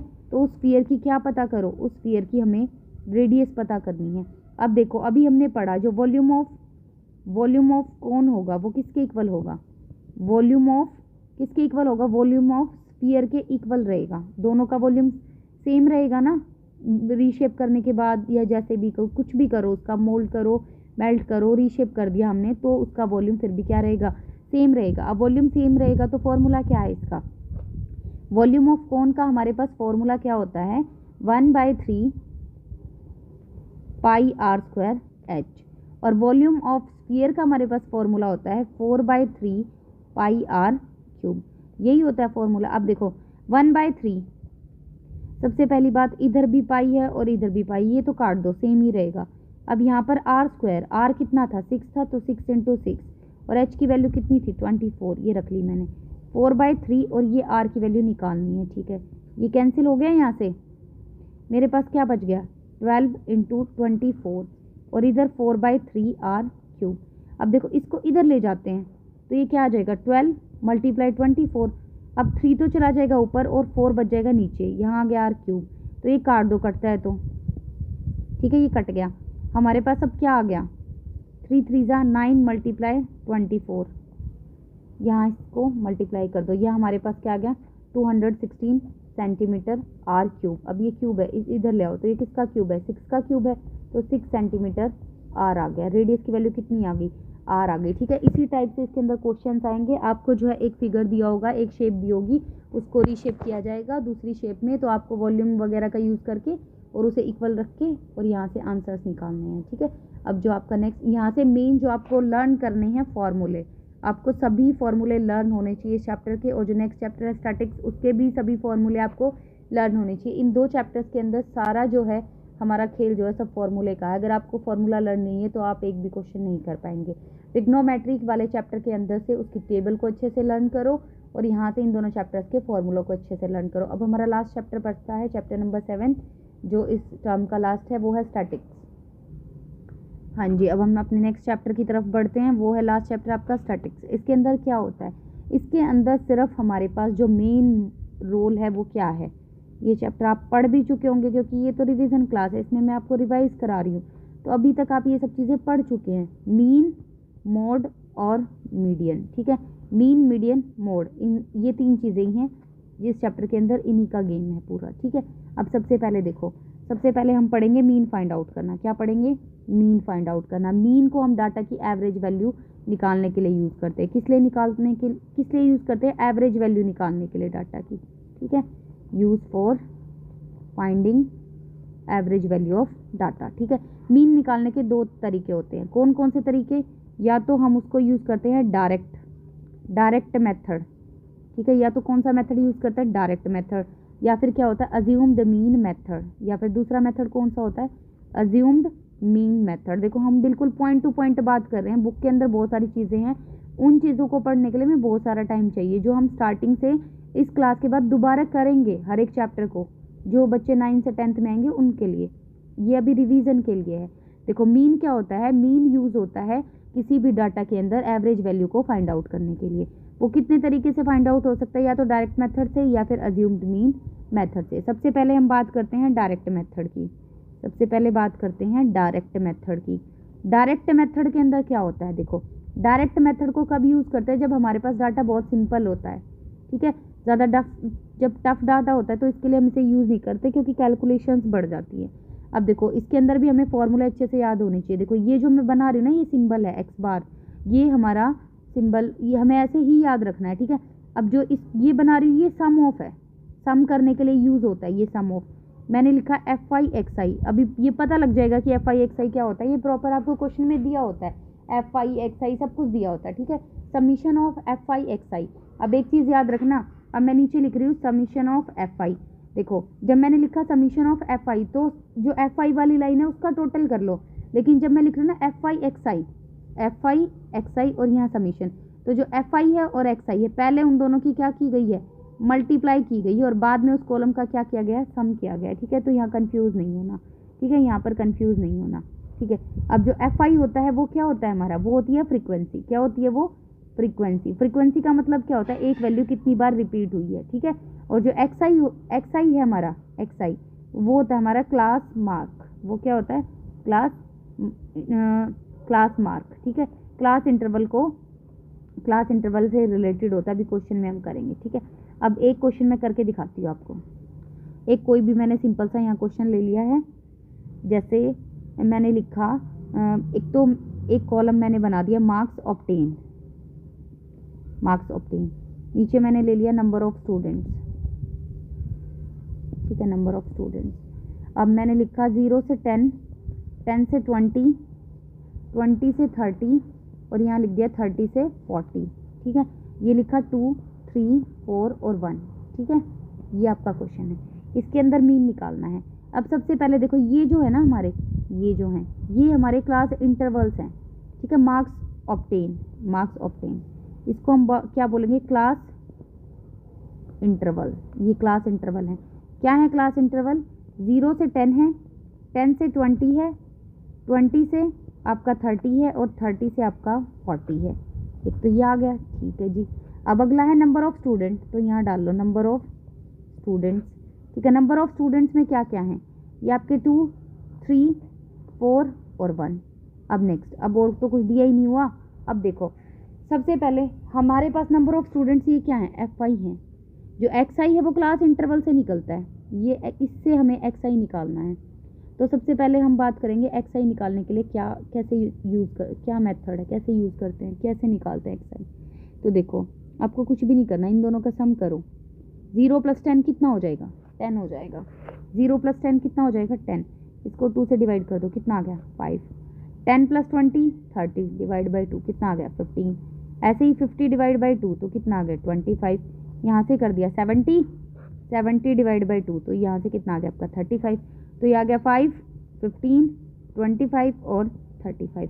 अब यहाँ आ जाएगा एफ आई एक्स आई, इन दोनों की मल्टीप्लाई करो, 10, यहाँ से आ गया 45, यहाँ से आ गया 100 और यहाँ से आ गया 35। अब मुझे देखो क्वेश्चन के अकॉर्डिंग, मेरा क्वेश्चन क्या, हमारा एफ आई एक्स आई और डिवाइड बाय एफ आई। सबसे पहले एफ आई वाले कॉलम का सम कर लो, कितना हो जाएगा, यहाँ से आ गया आपके पास 10। अब इन सब का भी सम कर लो, यहाँ से आ गया 190। अब आंसर आपका क्या रहेगा, 190 डिवाइड बाय 10, तो क्या आ गया आंसर, 19 आ गया, ठीक है। यहाँ से क्या आ गया आंसर हमारा, 19 आ गया। अब दूसरे मेथड पे आ जाओ। नेक्स्ट आपका मेथड रहेगा assumed mean method. Assumed mean method, उसके अंदर क्या रहेगा, अज्यूम्ड मीन मेथड।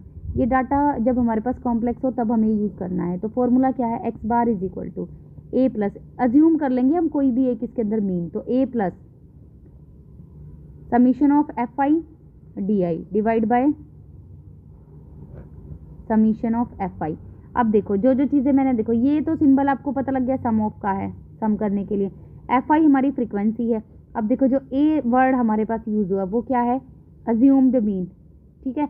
एक्स आई के बीच वाले पार्ट में से हम किसी को भी एक ए अज्यूम कर लेते हैं अपनी तरफ से मीन, ए से ही नाम शुरू हो रहा है अज्यूम्ड मीन। और डी आई क्या होता है हमारा डिफरेंस होता है, ये मैं अपनी लैंग्वेज में बता रही हूँ तुम्हें समझाने के लिए। डिफरेंस होता है, डिफरेंस किसका, difference of X I and A, X I और ए का डिफरेंस होता है। एक क्वेश्चन हम करके देखते हैं, देखो सबसे पहले वही मेरे पास दिए हुए मार्क्स ऑब्टेन, जो पीछे क्वेश्चन था उसी के अनुसार कर लेते हैं। नेक्स्ट है नंबर ऑफ स्टूडेंट्स, कोई अलग से डाटा नहीं ले रही हूँ, ठीक है। सेम वही 0 से 10, 10 से 20, 20 to 30, 30 to 40। जब ज़्यादा डाटा गिवन होता है तब करते हैं हम इसको, ठीक है। ये मैंने ले लिया 2, 3, 4 और 1। अब सेम हम क्या करेंगे, हमारे पास जो क्लास इंटरवल दिए हुए उससे क्या बना लेंगे, उससे बना लेंगे हम क्लास मार्क। यहाँ मैं सीधा एक्स आई लिख रही हूँ क्योंकि सबको बनाना आ चुका है, मैंने पीछे क्वेश्चन में करवाया है। तो ठीक है, पहले 5, फिर 15, 25 और 35, यही तो बना था ना, मैंने डायरेक्ट ऐसे ही लिख लिया है, ठीक है। एफ आई भी सबको पता है क्या क्या दिया हुआ है, 2 है, 3 है, 4 है और 1 है, ठीक है। 2, 3, 4 और 1 ये चीज़ें दी हुई हैं। देखो इसमें मैंने कोई भी ऐसी नई चीज़ नहीं लिखी जो आपको ना पता हो। और ये भी पता है इनका सम हमारे पास 10 है, ये भी मुझे चाहिए तो मैंने ऐसे ही ले लिया। अब मुझे चाहिए डी आई निकालने के लिए फॉर्मूला होता है एक्स आई माइनस ए, एक्स आई माइनस ए। एक्स आई तो है मेरे पास लेकिन ए तो नहीं है ना। अब ए कहाँ से आए, तो इसी कॉलम में से किसी एक को हम क्या मान लेंगे, ए मान लेंगे। वैसे क्या होता है, आप इसमें से किसी को भी मान लो यहाँ पर ये 4 दिए हुए हैं, अगर 5 दिए होते तो ऊपर 2 छोड़ दो, नीचे 2 छोड़ दो, बीच वाले थर्ड को मान लो, तो आप यहाँ किसी को भी मान सकते हो। मैंने 15 को मान लिया, ठीक है। अब 5 माइनस 15 क्या बचेगा, -10। अब 15 माइनस 15 तो आपके पास क्या बचेगा, 0। अब 25 माइनस 15 यहाँ बचेगा 10, 35 माइनस 15 यहाँ बचेगा 20। इसमें कोई प्रॉब्लम नहीं। अब आ जाएगा एफ आई और डी आई का मल्टीप्लीकेशन, इन दोनों का मल्टीप्लीकेशन करो, -20, 0, 40 और 20 ये आ गया आपके पास। अब देखो जब इसे सॉल्व करेंगे, -20 + 20 ये तो हो गया कैंसिल, यहाँ से आपके पास बच गया 40, यहाँ से कितना बच गया आपके पास 40 बच गया, ठीक है। अब फॉर्मूला क्या है मेरा, अभी तो पड़ा है x bar is equal to a plus F I D I, summation of F I D I और नीचे सिग्मा एफ आई, ठीक है। a की वैल्यू कितनी कंसिडर की थी, 15 की थी, प्लस और इसका सम कितना आया था मेरे पास, कितना आया सम, इसका सम कितना है 40 आया है, तो 40 और डिवाइड बाय यहाँ से क्या है 10, 0 से 0 कैंसिल, 15 और प्लस 4 कितना आ जाएगा 19, तो आंसर आ गया। और देखो जब मैंने डायरेक्ट मेथड से किया था तो तब भी कितना आया था 19 ही आया था। आंसर तो सेम आएगा लेकिन ये थोड़ा करने में ईजी हो जाएगा। अभी आपको ये लग रहा होगा कि कोई फ़र्क नहीं पड़ रहा, लेकिन जब हमारे पास क्या होता है बड़ी बड़ी कैलकुलेशंस होती है तब ये यूज़ होता है। इसके अलावा यहाँ से एक प्रॉब्लम भी मुझे लगता है जो आप लोगों को आ सकती है।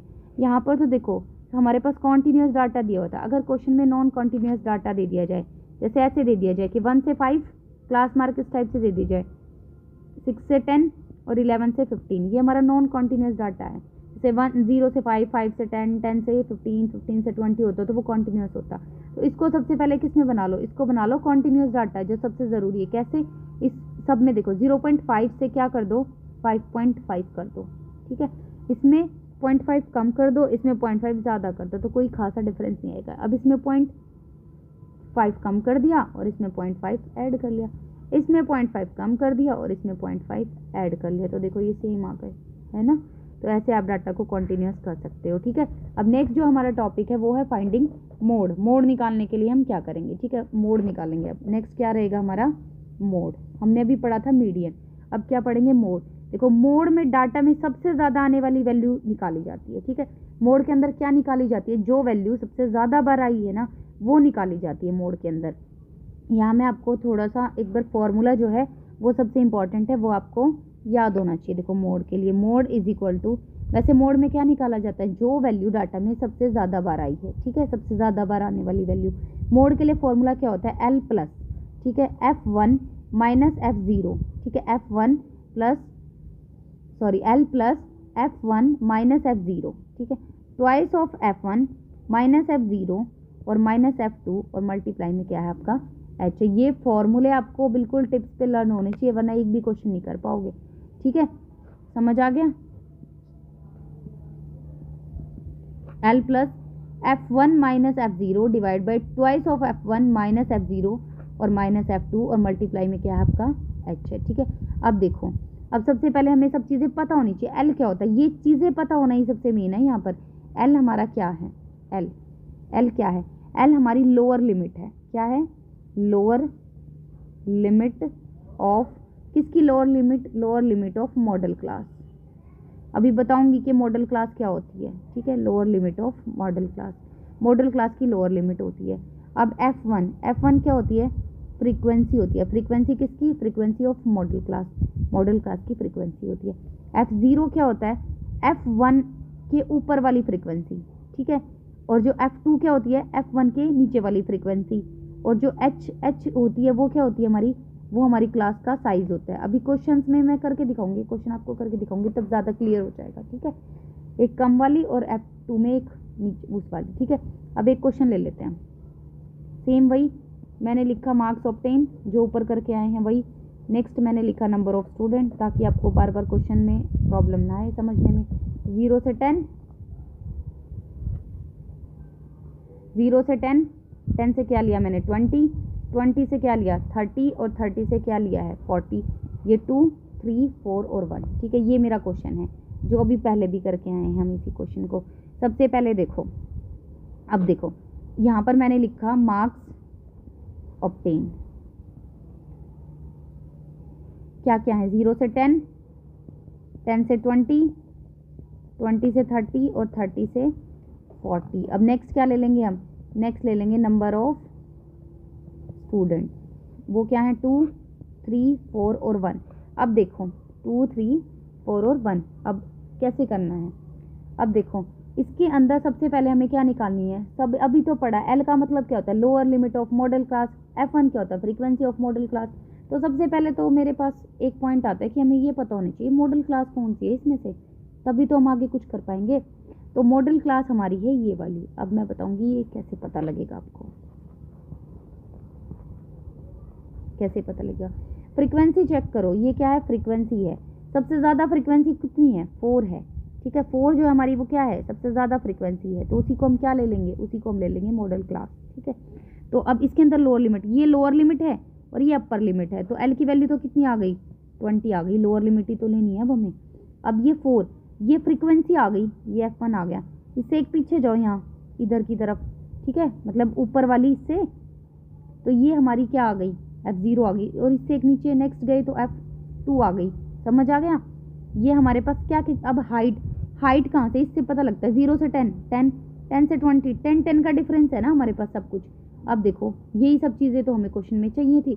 एल की वैल्यू हमें मिल गई 10, F1 की वैल्यू हमें मिल गई, कितनी मिली F1 की वैल्यू, ये मिली है 4, और F0 की वैल्यू कितनी मिल गई 3। अच्छा, अब F2 की वैल्यू कितनी मिल गई 1, और H की वैल्यू कितनी मिल गई 10 मिल गई, सभी की वैल्यू आ गई। अब इसे सॉल्व कर सकते हो, ठीक है, ऐसे अब पता कर लोगे मॉडल क्लास कैसे फाइंड आउट करनी है, जो जिसकी फ्रीक्वेंसी सबसे ज़्यादा हो वो हमारी मॉडल क्लास होती है। अब नेक्स्ट हमारा टॉपिक, जो लास्ट टॉपिक बचता है वो क्या है, वो है आपका मीडियन। मीडियन क्या होता है, डाटा की बीच वाली वैल्यू निकाल सकते हैं, ठीक है, मीडियन से डाटा की बीच वाली वैल्यू निकाल सकते हैं, मीडियन। ये इस क्लास का लास्ट टॉपिक बचा हुआ है आपका, मीडियन।